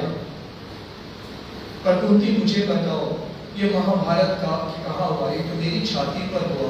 मैंने अपने 100 बच्चों का नाश देखा, मैंने एक जमाई का नाश भी देखा, ये मेरे साथ ऐसा क्यों हुआ? कुंती का जवाब, कुंती कहती है, दीदी मैं भी यही सोचती थी, जब मैं जंगलों में भटकती थी तो मैं भी यही सोचती थी, मैंने कभी पाप नहीं किया, मेरे साथ ऐसा क्या हुआ? तो जब मैं जंगलों में भटक रही थी तो मुझे एक ऋषि मिले, मैंने उनसे पूछा मेरे साथ ये क्यों और कैसा ऐसा क्यों हो रहा है? तो वो ऋषि, जिनका नाम आज भी हम जानते हैं भृगु ऋषि, और उनके बारे में फेमस है, सब लोगों की जानकारी है कि भृगु ऋषि एक ऐसे ऋषि हैं जिनके 2 आश्रम आज भी कलयुग में भी हैं, एक मिलबतुर तमिलनाडु में और एक होशियारपुर के पास पंजाब में, जहां उनके प्रपत्र हमारे पुराने जीवन के प्रपत्र देखे जाते हैं। इन चीजों में शायद मैं भी विश्वास नहीं करता था जहां गया, पर जब मैं पहली बार सेंसोजी गया टोक्यो में, जब नौकरी कर रहा था, तो वहां एक आसाकुसा मंदिर है, वहां भी वही पत्र निकाले जाते हैं। और जापान के लोग तो जब वो पढ़े लिखे लोग करते हैं तो हम लोग को लगता है कि नहीं ये तो ठीक होगा हमारे लिए भी। तो कुंती उनसे मिली, तो कुंती ने उन्हें बताया कि आप गांधारी को बताया कि दीदी उन्होंने मेरे पिछले जन्म के प्रपत्र देखे और शायद मेरे कुछ ऐसे कर्म देखे होंगे जिनका मेरे को ये भोगना पड़ा। तो गांधारी कहती है, कुंती मुझे ले चलोगे? कुंती ने बोला चलो चलते हैं, घूमते हैं। ऐसी मान्यता है, ऐसी कहानी है, कथानक है कि कुंती गांधारी को लेके गई और उन्हें सहयोग से भृगु ऋषि मिले, और भृगु ऋषि को उन्होंने प्रणाम किया, बोला गुरुजी पहचानते हो मैं वही कुंती, हाँ हाँ आशीर्वाद शुभाशीष, आप तो रानी बन गई, राजमाता बन गए, हाँ हाँ प्रभु आपका आशीर्वाद, ये मेरी बड़ी दीदी है, ज्येष्ठ दीदी है, ये बहुत दुखित है, इनका भी कुछ कीजिए। तो गांधारी के जब पत्र निकाले गए पिछले जन्म के, तो ये पाया गया कि उनका 7वां जन्म था। धृतराष्ट्र पिछले 6 जन्म में इन्हीं के पति थे और गांधारी ने कोई पाप नहीं किया था। तो गांधारी बहुत जोर से रोने लगी, क्रंदन करने लगी। तो उन्होंने निवेदन करने के बाद कुंती गांधारी के 99 जन्म पूर्व देखे गए, उन्होंने गांधारी ने कहीं कोई पाप नहीं किया था। और ऐसा मुझे भी मेरे गुरुजी ने बताया कि केवल एक मनुष्य है हमारे हिंदू इतिहास में जिनके 100 जन्म पीछे देखे गए, और वो गांधारी थी। जब भृगु जी ने उनका 100वां वर्ष देखा तो क्या पाया, 100 जन्म पूर्व गांधारी और धृतराष्ट्र पति पत्नी थे, राजा रानी थे, परंतु वो बहुत न्यायपूर्ण थे, बहुत ही अच्छे थे, न्याय करते थे, प्रजा का भला करते थे। परंतु एक दिन उनके एक समय में उनके राज्य में अकाल पड़ गया। जब अकाल पड़ा तो बारिश नहीं हुई, कुछ भी नहीं था। उनके राज्य में एक हंस और हंसनी का जोड़ा था जिसके 100 बच्चे थे, छोटे छोटे। हंस अपने ऐसा जाना जाता है, हंस अपने बच्चों को मोती खिलाता है, क्योंकि बारिश नहीं है, पानी नहीं है, मोती कहीं नहीं है। तो हंसनी ने बोला, हंस सुना ये यहाँ का राजा जो है बहुत न्यायप्रिय है और बहुत दयालु है, चलो क्यों ना हम राजन के पास चलते हैं। दोनों गए, हे राजन हम तुम्हारी प्रजा में से ही आए हैं, हाँ हाँ आइए। हंस ने बोला तुम्हारे यहाँ अकाल पड़ गया है, कुछ खिलाने के लिए है क्या, आप हमारे बच्चों को रखेंगे? राजा ने बोला हाँ हाँ आप बच्चों को यहाँ रखिए और आप भी यहाँ रहिए। तो राजा हंस ने बोला नहीं हम बुजुर्ग हैं, हम काशी जाएंगे, वृंदावन जाएंगे, कई यात्रा करेंगे और आप हमारे बच्चों का पालन कीजिए। बच्चों को छोड़ा, हंस और हंसनी चल दिए। राजा धार्मिक थे, यज्ञम होमम यज्ञम ये सब किया उन्होंने और बारिश आ गई। जैसे बारिश आई हंस ने बोला, हे हंस देखो कितना अच्छा बारिश आ गई है, चलो राजा के पास चलते हैं, अपने बच्चे वापस लेके आएंगे। हंस और हंसनी दोनों, राजा पहचानते हो हम वही हंस और हंसनी, हाँ आइए आइए आपके बच्चे हमारे पास हैं। सेनापति लाइए इनके बच्चे दीजिए। सेनापति अपना सिर नीचे करके खड़े हैं, शांत हैं, बोल नहीं रहे हैं, निरुत्तर हैं। हंसनी मां है, बच्चों को देखना चाहते हैं, हंस जल्दी से बच्चे मांगिए। हंस ने फिर निवेदन किया, राजन जरा हमारे बच्चे को लाइए। राजा को क्रोध आया, उसने सेनापति को बोला, हे सेनापति ये क्या कर रहे हो, जल्दी से इनके बच्चे दीजिए। सेनापति ने सिर नीचे करते हुए धीरे से जवाब दिया, राजन तुम्हारे राज्य में अकाल था, हमारे पास तुम्हें खिलाने के लिए कुछ नहीं, रोज एक एक। ये कथानक कितना सत्य है, कितना सत्य है, ये मिथ्या है। कुछ लोग आज के जमाने के बच्चे लोग तो इसे माइथोलॉजी के नाम से नकार भी देते हैं। तो सच बात ये है कि जब न्यूटन अपना थर्ड लॉ ऑफ मोशन बोलता है तो यहाँ जितने भी बच्चे थोड़ा सा भी स्कूल गए होंगे तो सब लोग इमीडिएटली शोर मचाते हुए जवाब देते हैं, for every action there is equal and opposite reaction. लेकिन जब मेरी नानी और मेरी माँ या मेरी दादी जब एक कहानी घर में बताती हैं कि जो हम करेंगे वो हमारे वापिस हमें ही आने हैं, परंतु न्यूटन ने बोला, सफेद स्किन व्हाइट स्किन वाले ने बोला, तो वो मान्यता दी जाती है। तो जब हमें घरों में बताया जाता है हम क्या करते हैं वो स्वयं ही वापिस आएगा। बड़े भैया ने पेड़ों के बारे में, सबके बारे में बोला। मैं आपसे दो छोटे छोटे उदाहरण देना चाहूंगा, मुझे समय भी कम है। पहला उदाहरण है, मैं जिस राज्य से आता हूं मूलतः उसका नाम हिमाचल प्रदेश है, और हम लोग अपने राज्य पर बहुत गौरव करते थे कि हमारा एक पड़ोसी राज्य जिसको उत्तर प्रदेश बोलते थे और बाद में कटने के बाद उसको उत्तराखंड या उत्तरांचल बोलते हैं। हम एक ही सिस्मिक जोन में आते थे, तो हर वर्ष हम लोग ये पाते थे कि उत्तरांचल उत्तराखंड में इतने लैंडस्लाइड्स होते थे, इतने बड़ी बड़ी भयावह घटनाएं होती थी जो प्रकृति द्वारा हमारे कर्मों का देन वापिस होता था। पर हम सोचते थे नहीं, हमारे हिमाचल राज्य में ऐसा नहीं होता है क्योंकि हम डोमिसाइल राज्य हैं। शायद बहुत सारे भाई बहनों को यहाँ पता होगा, हिमाचल में बाहर के लोगों को जमीन खरीदना ये सब चीजें अलाउड नहीं है, जबकि उत्तराखंड में आप जानते हैं हर व्यक्ति जो ग्रीडी है, जो मोह जिसको लोभ और माया से भटका हुआ है, वो छोटे छोटी जमीन लेके उत्तराखंड में पहाड़ को काट काट के रेस्टोरेंट होटल बना के, और आज हमने उत्तर काशी का क्या हाल बना दिया है, टिहरी गढ़वाल और कोड़ी गढ़वाल का क्या हाल बना के रख दिया है। परंतु आज हमारे हिमाचल में भी पिछले 3 वर्षों से हम लोग क्या पा रहे हैं, प्रगति के नाम पर हमने नेशनल हाईवे बनाए हैं। मैं जिस जिले से आता हूँ वैली है, कांगड़ा वैली है, और हम लोग को जब भी शिमला हमारी अपनी राजधानी जाना होता था तो हमें 7 आवर्स लगते थे, 7 घंटे लगते थे। हम कांगड़ा से ऊना आते थे, फिर नंगल होते हुए चंडीगढ़ जाते थे, 4 घंटे यहाँ, और फिर 3 घंटे वापिस हिमाचल में आते थे। और आज पिछले 3-4 सालों में हर सरकार ने हमें ये बताया, हमने आपके लिए नेशनल हाईवे बनाया, एक्सप्रेस बनाया, 4 लेन रोड्स बनाई, और अब आप शिमला अपनी राजधानी जा सकते हैं केवल 4 घंटों में। लेकिन शायद अब हम राजधानी नहीं जा रहे हैं, कहीं और जा रहे हैं। इसको मोक्ष भी नहीं बोलूंगा, स्वर्ग भी नहीं बोलूंगा, क्योंकि अब जब पहाड़ों को ही काट रहे हैं, मैं चाहता हूं कहीं ना कहीं most of the time when we talk environment, most of the time जब हम पर्यावरण की बात करते हैं, मैंने भैया जी से भी सुबह यही बात की अभी कि हम लोग असल में जीव जंतुओं की बात करते हैं, फ्लोरा फौना की बात करते हैं, पर पहाड़ भी तो हमारे हिंदू धर्म में जीवित माने जाते थे, हम पहाड़ों की भी पूजा करते थे। आज हमने पहाड़ काट दिए हैं और उसे हम प्रगति कहते हैं। Is there anyone stopping it? जो छत्तीसगढ़ के लोग हैं मैं उनसे निवेदन करना चाहता हूँ, मैं 13 साल से यहाँ हूँ, आज भी मैं बाहरी हूँ क्योंकि यहाँ के लोग मुझे बाहरी बोलते हैं, परंतु मुझे यहाँ देखने में क्या मिलता है, दीदी यहाँ लोगों को नदी से पानी नहीं चाहिए, मिट्टी चाहिए, रेत चाहिए नदी से, या जंगलों से हमें फल चाहिए नहीं चाहिए, फ्लोरा फौना नहीं चाहिए।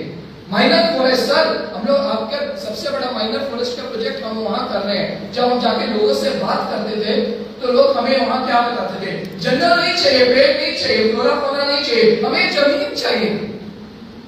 जब जंगल की जमीन लोगे तो कहीं ना कहीं जंगल वापस कहीं ना कहीं तो उत्पत्ति मचाएगा।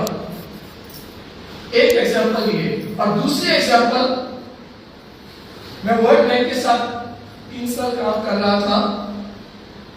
राजस्थान में उत्तर पश्चिम में बहुत सुंदर शहर है बीकानेर, उसमें मैं जब काम कर रहा था, कैमल रिसर्च से रिलेटेड प्रोजेक्ट था वो, तो मुझे एक बहुत ही भयावह शब्द मिला कि सुबह 5 बजे भटिंडा, जो पंजाब का साउथ का दक्षिण पंजाब का एक शहर है, वहां से ट्रेन आती है, पैसेंजर ट्रेन आती है, और उस ट्रेन का नाम सुबह 5 बजे बीकानेर पहुंचती है, वो शाम को 10 बजे भटिंडा से चलती है। सर उसका नाम रखा है कैंसर एक्सप्रेस। अब ये देखिए जनाब, हमारे भारत की स्थिति, जहां एक पैसेंजर गाड़ी आती है उसको लोग बोलते हैं पैसेंजर एक्सप्रेस और कैंसर एक्सप्रेस।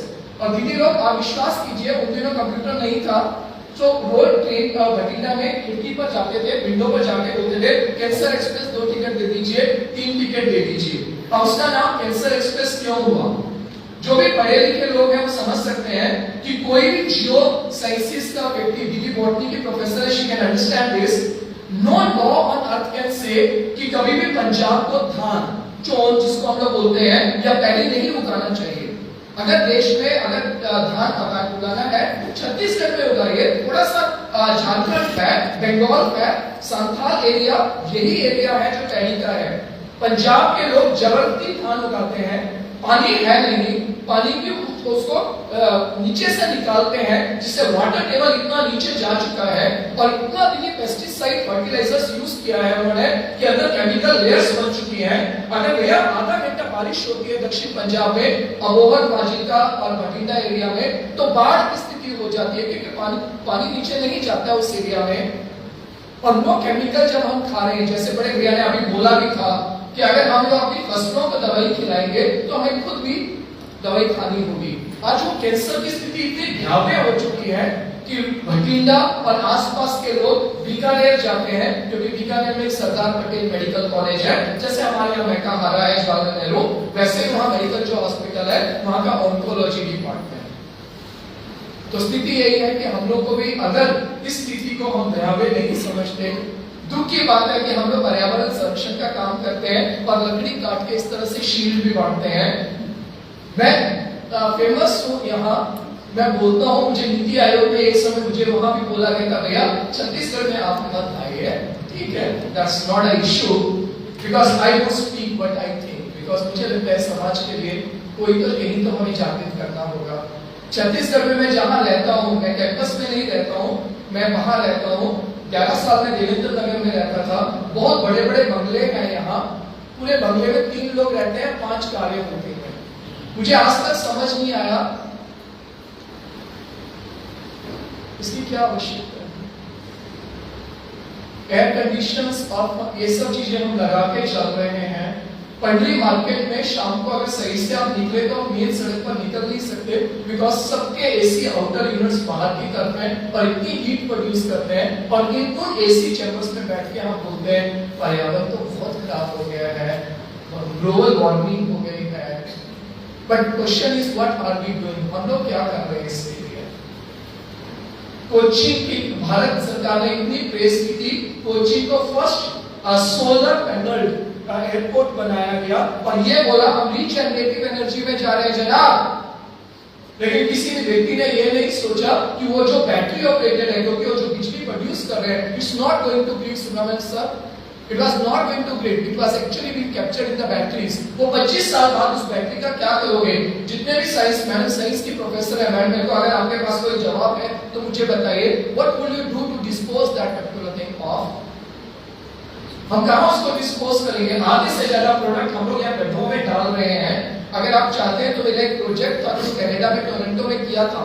भारत की एक लड़की है नेहा जैन, जो वहां रहती है, उन्होंने एक जीन्स का कपड़ा खरीदा अमेज़न से और उसको RFID डाल के ये वापस रिटर्न कर दिया।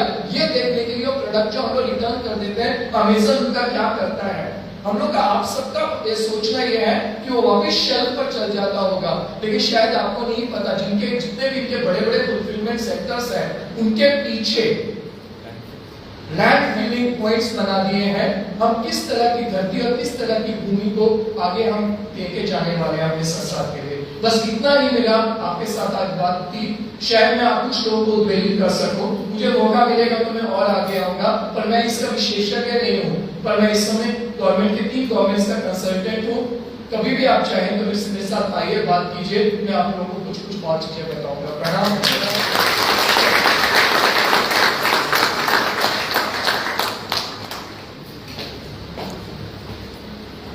बहुत बहुत धन्यवाद आपका। अब अनुरोध है हमारी आदरणीय मुख्य अतिथि पद्मश्री फूलवासन यादव जी से कि वे अपने अमूल्य विचारों से अनुप्रेरित करें हम।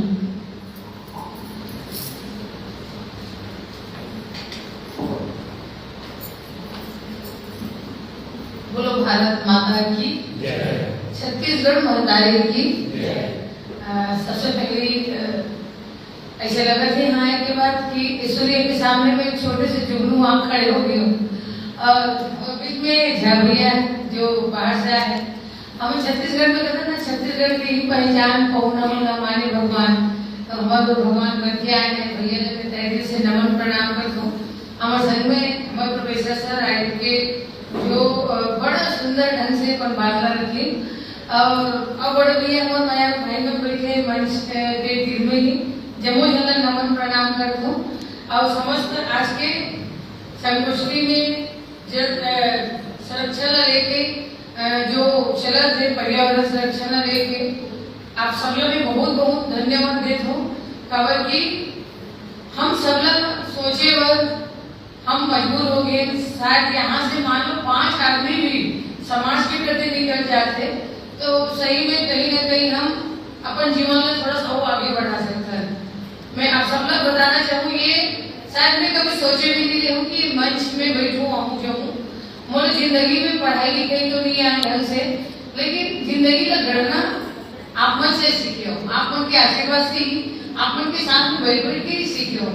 और दूसरा चीज ये है कि मैं ये समय जो समय है, ये समय हम शब्द गिनती कल नहीं आने वाला है। आज भी हमारे 3-4 कार्यक्रम है, कलश यात्रा लेके, नीर और नारी कार्यक्रम लेके, लेकिन ये कार्यक्रम में मुझे बहुत ही ज्यादा भैया से मिलना है और मुझे बहुत कुछ सीखना है इससे। यहाँ मैं सिखाए के नाम से नहीं आऊँ, मैं अभी अपन गाँव में जाती हूँ, जिला में, राज्य में, अलग अलग राज्य में, तो बोलने लगते कि जिंदगी में पढ़ाई करना बहुत बड़ी बात है। हम सब पढ़ते तो, लेकिन जिंदगी में पढ़ लिख लेना बहुत बड़ी बात नहीं है। जिंदगी का पढ़ाई का गढ़ लेना सबसे बड़ी बात है। आज के जो बच्चे हैं, हम पढ़ा था लिखा था लेकिन गढ़ नहीं पाते। और वो जो इंसान पढ़े लिखे नहीं रहा है, जो इंसान जो ढंग से खाना भी नहीं आया, ढंग से कपड़ा भी पहनना नहीं आया, दिन रात काम काम काम करने वाला आदमी जो पढ़े नहीं है, वो मन कैसे कर देंगे। और आज तक जीवन देने वाला वो हमारे जो बुजुर्ग सियान, जो हमारे दादा परदादा है, हमारे दादी है, वो आज हमारे खातिर आज हम वाला बार-बार धक्का देकर मारा धन या विरासरम में भेज देतन। वो सियान देखो बिना पढ़े लिखे गणित कैसे हुआ। मैं अक्सर ये चीजें बताता हूँ और ये भी बोला वो चीज ज्ञान हो। मैं पहले गाय से रहते हूँ, गांव में गाय बकरी चराते हैं, आप सब लोग पता है गाय बकरी चराते आज छत्तीसगढ़ भारत में जाए के मौका मिले थे, बहुत सारे चीज सीखे के मौका मिले थे। परिस्थिति यहाँ तक लादी बोला शायद मैं कभी समाज सेवा तो कभी सोचे भी नहीं कि मैं समाज सेवा काम करूँ और समाज में कुछ परिवर्तन करने की कोशिश करूँ, कभी मन में भी नहीं आ रही। परिस्थिति जिंदगी में आत्महत्या करे तो मजबूर कर देती। यह परिस्थिति जिंदगी में कुछ परिस्थिति आते तो इंसान एक अलग हट के काम करते।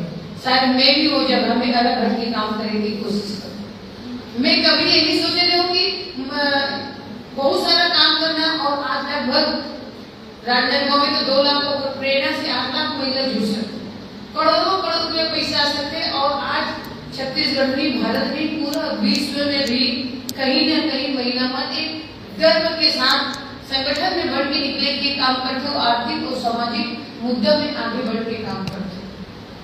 शायद आज मैं आप मतलब सब लोग बताना चाहता हूँ कि शायद वो दिन आज भी याद आते हैं और कहीं ना कहीं थोड़ा बहुत मंच में बताने की कोशिश कर दो कि मैं जब मेरे पास सही में साड़ी भी ना है, 50 जगह फटे रहा है, एक पैर ढको दूसरा पैर धो जाएगा, घर भी नहीं रहा है, पहले बार पैर में चप्पल नहीं रहा है, 2 दिन 3 दिन तक भूखे प्यासे के मारे गांव घूमो तो एक देखो हमारे गाँव भिखारी आते।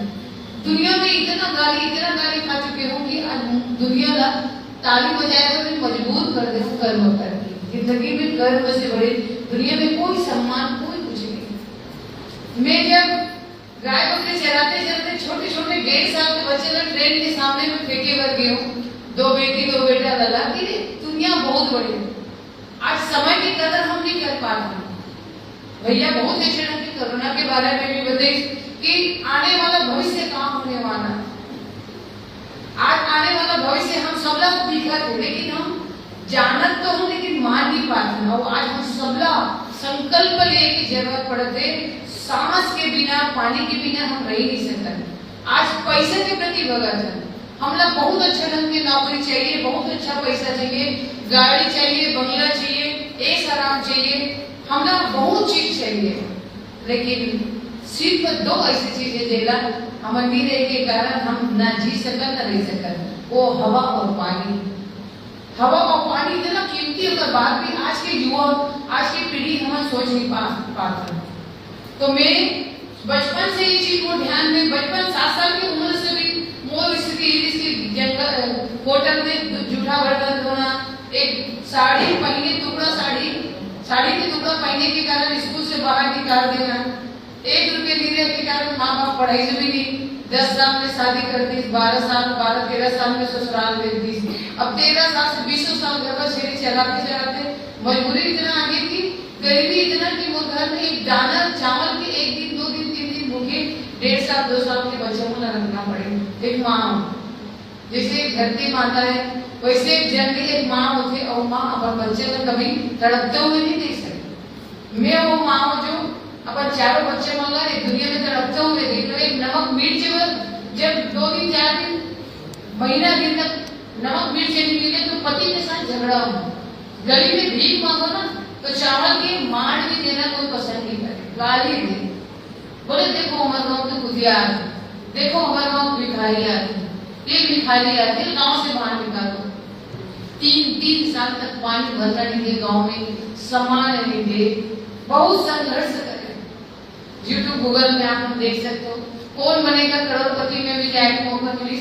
एक दिन भैया मैं सोच रही कि आप 4 बच्चे में 2:30 बजे के समय 3 मई के 2001 में वो गांव से 2.5 किलोमीटर ट्रेन चलते, मैं बोला कि 2-3 दिन से बच्चा खाए नहीं, 4 बच्चा ट्रेन के सामने फेंकूं और मैं खुद आत्महत्या करूं, मैं मर जाऊं। खबर की दुनिया के सामने भीख मांगू, लेकिन भीख के सिवा गाली की अब आराम में एकदम खत्म करना है, यही सोच रहे। पेड़ की छांव में बैठे रहो, वो समय गाड़ी में ट्रेन की आवाज तो मोर जो 2 बेटी 7.5 साल की है, 4.5 साल की बेटी, जब ट्रेन की आवाज से दोनों पकड़ के चिल्ला के रोने लगे, माँ हम आज के बाद कल खाना नहीं मांगे, माँ मत मान, हमारा जीना है, हम जीना चाहते हैं माँ, आज के बाद कभी नहीं रोना आपके सामने में, लेकिन हमला ट्रेन के सामने में मत थे। वो समय में आज शक्ति माँ रूप धारण के एक दुर्गा के एक रूप सामने में आ गए कि 9 रूप धारण करके जब महिषासुर दानव के वध मां कर सकते, तो मैं भी महिला वाला लेके गरीबी का कवर नाश नहीं कर सकूं, समाज की कुरीति का कवर नाश नहीं कर सकूं। ये दिमाग में आई और मुझे अगर 4 बच्चे का गोदी में ले, वो मोदी भी संकल्प रखा तो जीना है तो समाज पर, और जिस दिन मर जाऊं तो ये शरीर में देह दान समान। ये जीवन में धन दौलत मायने नहीं रखते। आज तक 25 साल से मैं खुद अपन तो बिंदी भी नहीं, साड़ी से बहुत दूर दीवार, चप्पल तो बहुत दूर दीवार, 25 साल से करोड़ों रुपया मिले, कईयों सैकड़ों सामान मिले, ये मायने नहीं रखते, लेकिन जिंदगी में रोते हुए ना हंसा देना सबसे बड़ी सम्मान, अमोल और रोकड़ से बड़े कुछ सम्मान। बहुत सारा प्लानिंग कमेटी से लेके बहुत सारा पद सब मिल गए, लेकिन कभी भी मैं बना परिवर्तन नहीं करना चाहूँ, कबर की मैं परिवर्तन नहीं हूँ, लेकिन समाज में परिवर्तन कर जी जान दे के बिरता वो चीज है पर्यावरण, नशा मुक्त समाज, आर्थिक से सामाजिक से, और सबसे बड़ी बात रोजगार से हर एक युवा वाला जोड़ना, महिला वाला जोड़ना। ये 25 साल से काम करते आए, सबसे पहले वहां से हम किसी को 2 चीजें और 2 रुपये पैसा से शुरुआत करें। 11 महिला लेके पति भी घर से बाहर निकाल दी, 3 साल तक घर में इतना मारे ना आपको से खून आ जाए। पति गलत नहीं है, समाज की प्रवृत्ति गलत है, समाज के अत्याचार गलत है।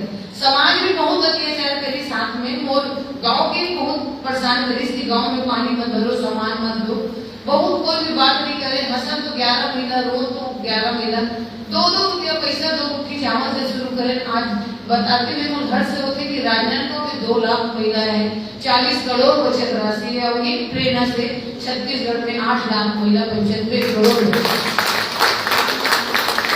एक माँ जिस दिन फांसी से अपन आपला तो माँ दुनिया बदल के रख सकते हैं। जब रामकृष्ण जी से बेटा, स्वामी विवेकानंद जी से बेटा पैदा करने वाला माँ है, तो माँ जिस दिन सोच बदल देगी तो समाज बदले पर देरी नहीं लगे, ये वो सोच है। और धीरे धीरे वो महिला नंबर बहुत संघर्ष करना, पैदल जाना, घोड़ा जाना, साइकिल चलाना 25-30 किलोमीटर तक, ये करते करते सबसे पहले में पर्यावरण 2001-2 में शिक्षा में, स्वास्थ्य में, स्वच्छता में, रोजगार में, नशा मुक्ति में तो चलते, लेकिन 2001 में सबसे पहले मैं अपन गाँव में इतना ध्यान है कि हम जीना है तो पेड़ के बिना, ऑक्सीजन के बिना हम जी नहीं सकते। ये 2002 से नाला बंधान के साथ साथ में हम वृक्षारोपण के काम बड़े बहाली रूप में हमारे एक कलेक्टर दिनेश श्रीवास्तव सर जी 2002 में मोल पता नहीं कि कोई कलेक्टर है, सीओबी में कहीं बाहर निकले नहीं, गैया बकरी चराने वाला ढंग से साड़ी पहले बन रहा है, तो वहां तक तो जाना एक कलेक्टर रेस और नीचे में बैठ के मंच में पहली मंच बोलते रहो। तो वो दिन से फिर एक सहयोग के रूप में कलेक्टर एक बड़े भाई के रूप में आ गए। अब उस दिन से फिर मैं गली गली गांव में घूम घूम के समूह बनाना शुरू करूँ। तो सबसे पहले प्राथमिकता मूल वृक्षारोपण में, और वृक्षारोपण जल संरक्षण में जल तेल का निर्माण करना, नाला बंधान करना, ये काम करते करते करते करते हमारे राजनांदगांव जिला में पूरा ये काम बढ़ाते आज लाखों पेड़ हम लगाए कोशिश करें। मैं यही कहना चाहता हूँ हर गांव के हर एक भाई बंदा कि आज हम सब कोई पढ़े लिखे, हमारे पास गाड़ी है, बंगला है, मोटर है, पैसा है, लेकिन सांस लेकर सांस ले रही तो धन दौलत का काम आने वाला। हम जो इंसान पढ़े लिए हम इतना गाली देते गाँव में कि जे माँ बाप जब जन्म देने वाले माँ बाप पे उलट है कि वो माँ बाप जे धन खाए वो अपन बच्चा पाले, हमार धन तो खाते हैं, हम लोग कुछ दे नहीं है, तो वो बेटा के पास वो बहु कर जाए, ये हमारे सियान वाला का धन, वो सियान मन पर हाँ हमला भले रात के बासी का बोल के खाई। छत्तीसगढ़ में बासी एक महत्वपूर्ण काम करते हैं, वो हम पहले बासी तक खा के दिन भर रहे, सुबह से शाम तक खड़िया, रात के भात का बोल रख के सुबह से रात तक हम बासी खा के चटनी से खा के हमारे डोबलदारी बाबा मन हमारे पेड़ लगा। आज के युवा के पास, आज के पीढ़ी के पास हम पेड़ लगाए पर समय नहीं है, मोबाइल चलाए पर समय नहीं, समय बहुत सारा काम कर रखा, लेकिन एक पेड़ लगाए में हमारे पास समय नहीं है, और वहां लगा भी नहीं तो बचाए कर नहीं। शासन का शासन अलग काटा थे, किसान अलग काटा थे, हम व्यक्ति अपन जरूरत भर हम लकड़ी काटता। मैं तो ये कहूँ कि जितना माँ जन्म देने वाला 9 महीना ने गर्भ में रखी, वो माँ जितना हमारे घर एक माँ हमारे बाप है, ऊपर से भी ज्यादा वो हमारे एक पेड़ है। काबर के 9 महीना जन्म देने वाली माँ हम जैसे धरती में डालते तो तुरंत सांस दे के काम, ऑक्सीजन दे के काम वो हमारे माँ करते, और जन्म से लेके आखिरी तक हमारे सांस खाली हमला सांस बस नहीं दे, वो फलते थे, फूल देते, पानी बचा देते। कभी ये नहीं बोले कि मोल कोई काटा, तो बोला भी बहुत तरह थे। शायद मैं आप सबला बताना चाहूँ, और घर के सामने में 4 पेड़ काट दी, उसमें दिल्ली गए हो, जब आए तो 3 दिन तक वो मुंह में निवाला नहीं, वो बन जाके पेड़ देख के रहो। ये बोला नहीं मालूम कि एक मोर से का होते, इतना बोला पेड़ से लगाव है, जानवर से लगाव है, पशु पक्षी से लगाव है, इंसान से लगाव।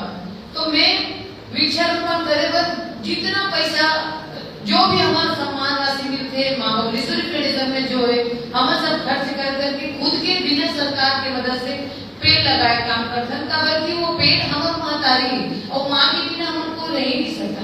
और लेकिन एक बेटा हम समझ नहीं सकत हन, एक बेटी नहीं समझ सकत हन कि पेड़ हमारे पर कितना कीमती है। हम अपन साथ साथ में हम तो लगाते हैं, लेकिन समाज जगा की बहुत जरूरत है। जब तक हम समाज जागेगी तब तक चुप हमला बैठना नहीं है। वो लकड़ी दी, फल दी, फूल दी, पानी दी, और जब वो खुद हम वो महतारी का कई टुकड़ा काट देते हैं, सूखा हो के बाद, एक बूढ़ा हो के बाद वो लकड़ी का कई टुकड़ा काटता है और चूल्हा में धरा देता, चूल्हा में धरा था तो खाना बना के देने वाला हमार पेड़ है। और ओकर आज हम आदर सम्मान भी कर सकें। बड़ा दुख के बाद है मैं लगातार भी प्रयास कर रहा था। हमारे बीच में हमारे साथ में जुड़े हुए माँ भुवनेश्वरी फेडरेशन के और हरियाणा बहनी के संरक्षक देवांगन सर है, जो लगातार 3 साल से 50,000 में जगह पे खुद के पैसे लगा के गांव में हरियाली बहनी खुद के बीज ले लेके बोरा बीज ले आला के पूरा गांव में दाना डाला थे, पूरा लगा थे और दे थे। कई हजारों बहनी मतलब गांव में हरियाली बहनी, एक गांव में 5 से 10 बहनी है जिमन गांव में बाड़ी में खेत में खुद वृक्षारोपण करते और किसान मन वृक्षारोपण करा के हर एक महीना मतलब लगाते और ओकर से फल से पैसा भी मिल सकत है। हमन केसराम में बहुत बड़े काम करत हैं। केसराम में बहुत सारा अभिकरण के बीच के भी काम पूरा रोड में लगातार पेड़ लगाते। एमे हम लोग कहीं से भी पैसा खर्च करे की जरूरत नहीं है, सोच बदले की जरूरत है।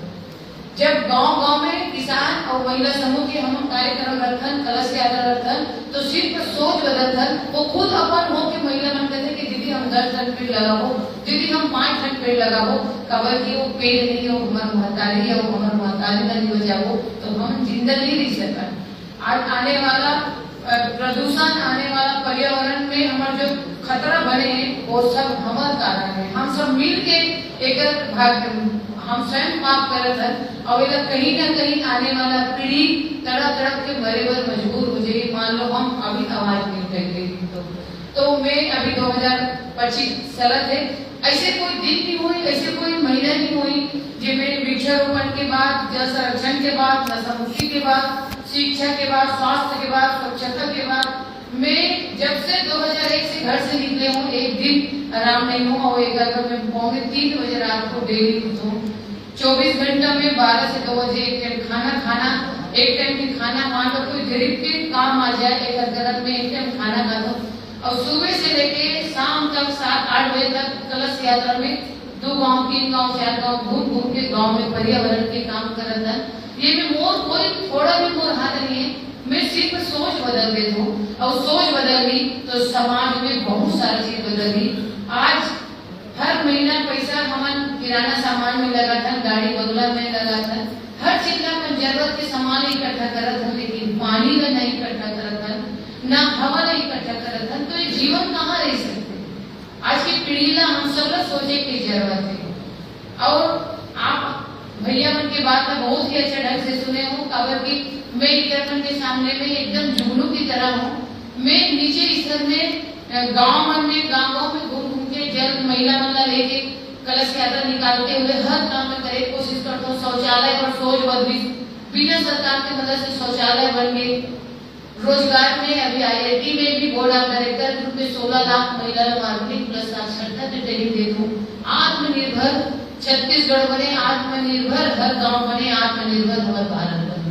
ये सोच न लेके बड़े बड़े सोसाइटी, बड़े बड़े कंपनी और महिला को खुद चलाते, बड़ा गर्व के साथ कह सकता हूँ। थोड़ा सा भैया बता रहे थे गौ पालन के बारे में, तो हम स्वयं डेयरी हमारे महिला मन करना जब लगभग 300 महिला जुड़े जेकर आने वाला भी में 1800 लीटर दूध होतरी से वो महिला मन 3 से 4 को नेशनल अवार्ड मिल चुके हैं। डेयरी में भी काम करते, ऑर्गेनिक खाद में भी काम करते, खुद के महिला समूह की हमारे टंकी है, 3000 बहनी में ऑर्गेनिक खाद बनाते और गांव में आगे बढ़ाते। जीविका में करोड़ों रुपया पैसा हमारे महिला मन कमाते और प्रयास हमारा पूरा है कि राजनांदगांव जिला नहीं पूरा छत्तीसगढ़ में घूम के खाद जो केमिकल खाद है वो पूर्ण रूप से खत्म हो, एक भी लेके मैं लगातार काम कर रहा। तो हम खुद खाद भी देता, बेचन भी, और बहुत सारे ऐसे गाँव में जो बिना केमिकल खाद जो बहुत ज्यादा डाला से और सिर्फ 10-20% डालते, धीरे धीरे वो भी हमन कम करत है। आप सब मैं तहरीर से धन्यवाद देता हूँ कि आपण बुलायो मान सम्मान देव एकर पर। और बस आप सब लोग यही कहना चाहूँ, आज की जो कार्यशाला है, संगोष्ठी है, बस ये जब हुई जब कम से कम हम ज्यादा नहीं तो 10 आदमी का अपन वृक्षारोपण में ज्यादा से ज्यादा आगे बढ़ान। हर जन ज्यादा नहीं तो 2 आदमी का हम बतान, रोज के आधा घंटा पर्यावरण पर हम समय दें तो शायद आने वाला भविष्य में हम आने वाला खतरनाक स्थिति ला रोक सकता है। आप सब लोग बहुत बहुत धन्यवाद। समस्त समिति में बहुत बहुत धन्यवाद देव मान सम्मान कर। जय हिंद, जय भारत, जय सर।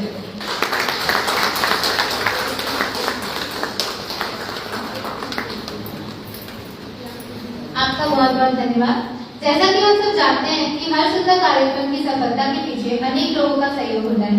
अब मैं निवेदन करती हूँ श्री अमित गुप्ता जी से कि वे आज हमारे बीच पधारे कुछ ऐसे विशेष लोग जो कि रायपुर शहर में पर्यावरण के प्रति कुछ कार्य कर रहे हैं और एवं वो सभी अतिथि, प्रतिभागी और सहयोगियों के प्रति भी आभार व्यक्त करें।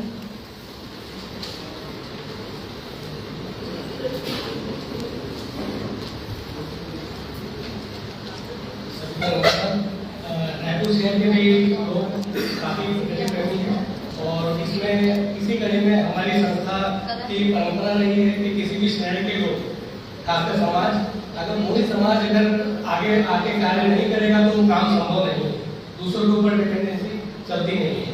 तो ऐसे ही कुछ लोग हैं यहाँ भी हमारे बीच में। मैं हमारे मुख्य दीदी से पहले अनुरोध करूँगा कि वो हमारी दुर्गा कॉलेज से आई हुई दीदी वो है हमारी मुख्य दीदी से सम्मान ग्रहण करने के लिए आए। इनका कारण मैं आपको बता दूं, ये कपड़े की थैली इस्तेमाल करने के लिए लोगों को प्रोत्साहित करती है।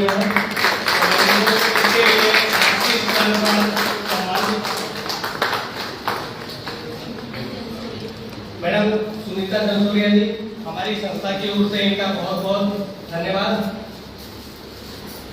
इसी तरीके से हम लोग चाहते हैं कि आप लोग भी प्लास्टिक की जगह कपड़ों के थैले को इस्तेमाल करें और पर्यावरण संरक्षण में छोटा सा योगदान आप लोग दें। धन्यवाद।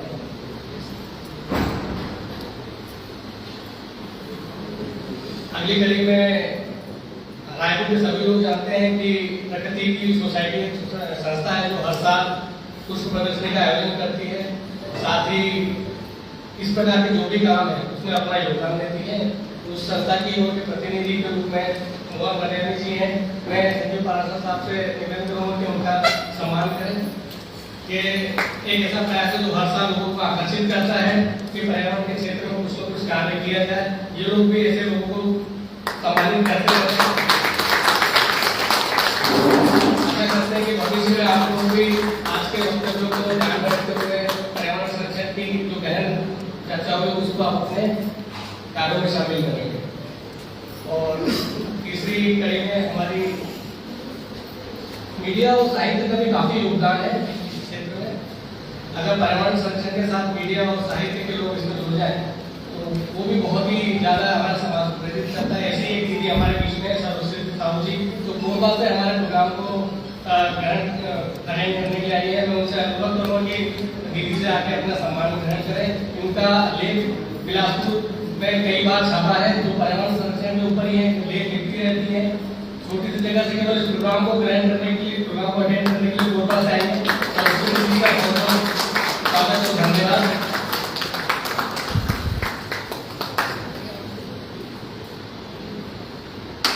मैं आपको मीडिया वालों से पूरी इस तरह की इन्फ्लुएंसर से उनका अनुरोध करूँगा कि अपने विचारों को मीडिया के माध्यम से, बुक्स के माध्यम से, कविताओं के माध्यम से जरूर आम जनों के बीच में पहुंचाते रहे।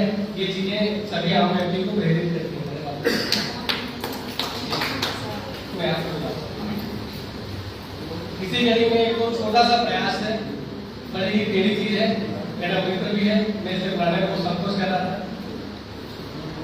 आकाश जी को मैं बुलाना चाहूंगा प्रमोद भाई साहब से सम्मान ग्रहण करने के लिए। गोचर भूमि एक ऐसी चीज है जो कि जिसके बारे में लोगों का ध्यान नहीं है। अपने स्टेटस पे बार बार गोचर भूमि के बारे में लोगों को जागरूक करने के लिए बोलते रहते हैं, मोटिवेट करते हैं। मिस्टर छत्तीसगढ़ रह चुके हैं, मिसाइल के फाइटर हैं। मैनेजमेंट में डॉक्टरेट करी हुई है, इंजीनियर भी है, बीएसएनएल में जॉब छोड़ के समाज करने में लगे हुए हैं और ऐसे प्रोग्रामों के लिए हमेशा तत्पर रहते हैं। काफी ज्ञानवान और धन्यवाद आपका।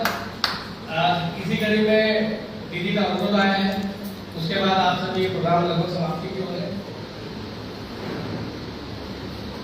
सभी लोगों का मैं धन्यवाद करना चाहूँगा आज के प्रोग्राम के लिए। सृष्टि सेवा संकल्प की ओर से मंच पे आए हुए भाई साहब और डायरेक्टर साहब, सचिव पार्षद जी, सुब्रमण्यम साहब, बजाज साहब, मैडम गंगाधर सर, आए हुए सभी सम्माननीय सभी लोगों का मैं बहुत बहुत आभार प्रकट करता हूँ। क्या दिवाली के समय, इस व्यस्ततम समय के अंदर घर की साफ सफाई छोड़ के, खरीदारी छोड़ के, सब कुछ सब चीजों को अलग छोड़ के इस कार्यक्रम में शामिल हुए, इसके लिए आपका बहुत बहुत आभार। बहुत कम लोग होते हैं जो दिवाली के समय इस तरीके से आ पाते हैं। सभी का बहुत बहुत आभार, धन्यवाद। शक्ति सेवा संघ का आपका आभार प्रकट करता है। धन्यवाद।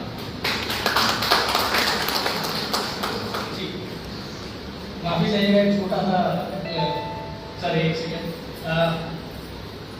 जो हमारी अगली पीढ़ी है वो इसकी प्रवाहक होती है। मैं NIT की ओर से जो एक ये लोग इनिशिएटिव है भूख ली, ये बच्चे फाइनल ईयर के हैं, ये हमेशा ही पर्यावरण के प्रति कुछ न कुछ कार्य करते रहते हैं। मैं तीनों बच्चों से आग्रह करूँगा कि ये लोग आए और मंच पर आकर का सम्मान लें। सभी आ जाओ, प्रोफेसर साहब भी मेंटर हैं। जी जाहिया साहब प्लीज आप भी आइए, आप ही इन लोगों के मेंटर हैं और ये लोग आगे पीढ़ी के इंजीनियर हैं, NIT के सभी छात्र हैं। ये आगे जाकर हमारे पर्यावरण संरक्षण के विचार को आगे ले जाएंगे, जो कि देश के कोने कोने में जाके बड़ी बड़ी कंपनियों में काम करेंगे, तो शायद वहाँ पर्यावरण संरक्षण के बारे में लोगों को मोटिवेट कर सकें। जाहिया साहब सभी लोग इनके एक्टिव स्टूडेंट मंच में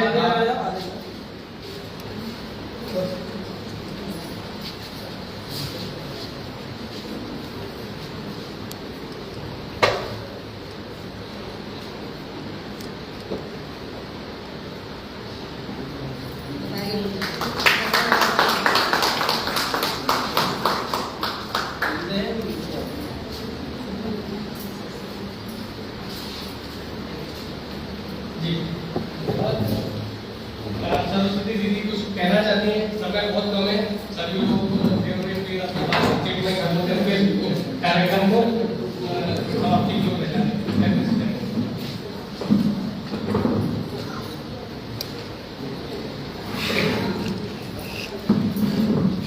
सर्वप्रथम मां सरस्वती को नमन और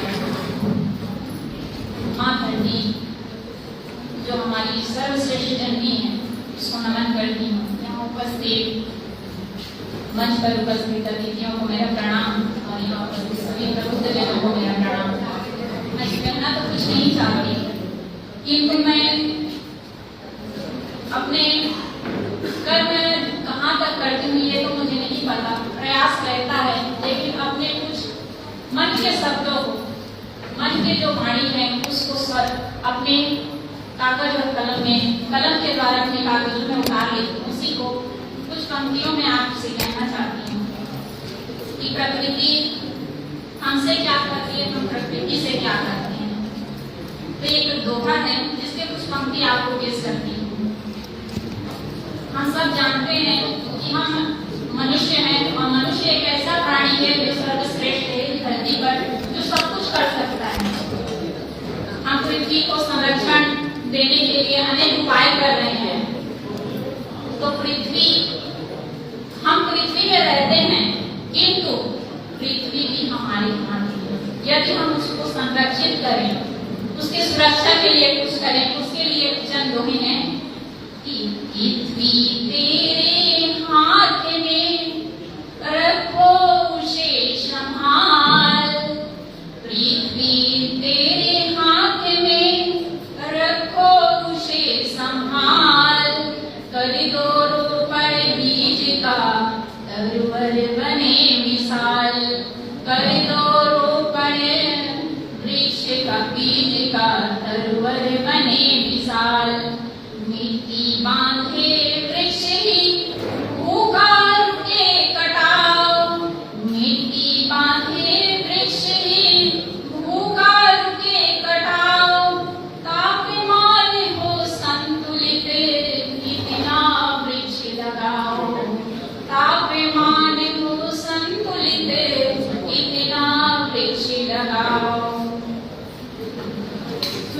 एक पंक्ति कहना चाहूंगा कि सुन लो ये धरती के मानव कृत्य तेरा युग दमन करे, हरियाली की भीख मांगते कानन उपवन रुदन करे। सुन लो ये धरती के मानव कृत्य तेरा युग दमन करे, हरियाली की भीख मांगते कानन उपवन रुदन करे। और एक ही पंक्ति में समाप्त कर दी, आगे नहीं बढ़ा शब्दों को नहीं कहना चाहूंगी क्योंकि सबका समय बहुमूल्य है और काफी समय हो गया है। कि जल स्तर घटता है तल में बंजर होती धरती है, सूख गई तन मन की प्यासी पावनी प्रकृति कहती है। काट पेड़ की कोमल काया, काट पेड़ की कोमल काया, जला जला कर हवन करे, हरियाली की भीख मांगते कानन उपवन रुदन करे। तो जो कानन उपवन रुदन कर रहे हैं, रो रहे हैं, क्योंकि उसे बताने का प्रयास करेंगे। आपका बहुत बहुत धन्यवाद। अब हम सब मिलकर एक संकल्प लेंगे। इसके लिए आप सब कृपया अपने अपने स्थानों पर खड़े हो जाएं और मैं संकल्प का वाचन करूंगी, कृपया आप सभी इसे दोहराएं। त्यागपूर्वक उपभोगी प्रकृति संरक्षण का उपाय है। इसीलिए मैं संकल्प लेती हूँ कि पानी, प्लास्टिक, ईंधन, बिजली और कपड़ों का विवेकपूर्ण उपयोग करूंगी और इन संसाधनों के उपयोग में कटौती करके प्रकृति संरक्षण में योगदान करूंगी। भारत माता की जय।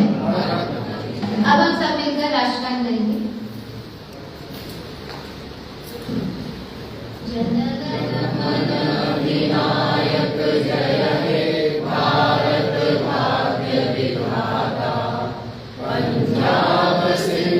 गुजरात मराठा द्राविड़ उत्कल बंगा, विंध्य हिमाचल यमुना गंगा, उज्जल जल तरंगा। तब शुभ नामे जागे, तब शुभ आशीष मांगे, गाए तब जय गाथा। जन गण मंगलदायक जय हे भारत भाग्य विधाता। जय हे जय हे जय हे जय जय जय जय हे। भारत माता की जय। भारत माता की जय। भारत माता की जय। हम इस कार्यक्रम का समापन इसी शुभकामना के साथ करते हैं कि यह संगोष्ठी हमें नए विचार और संकल्प प्रदान करे। वंदे मातरम। भारत माता की जय। जय सभी।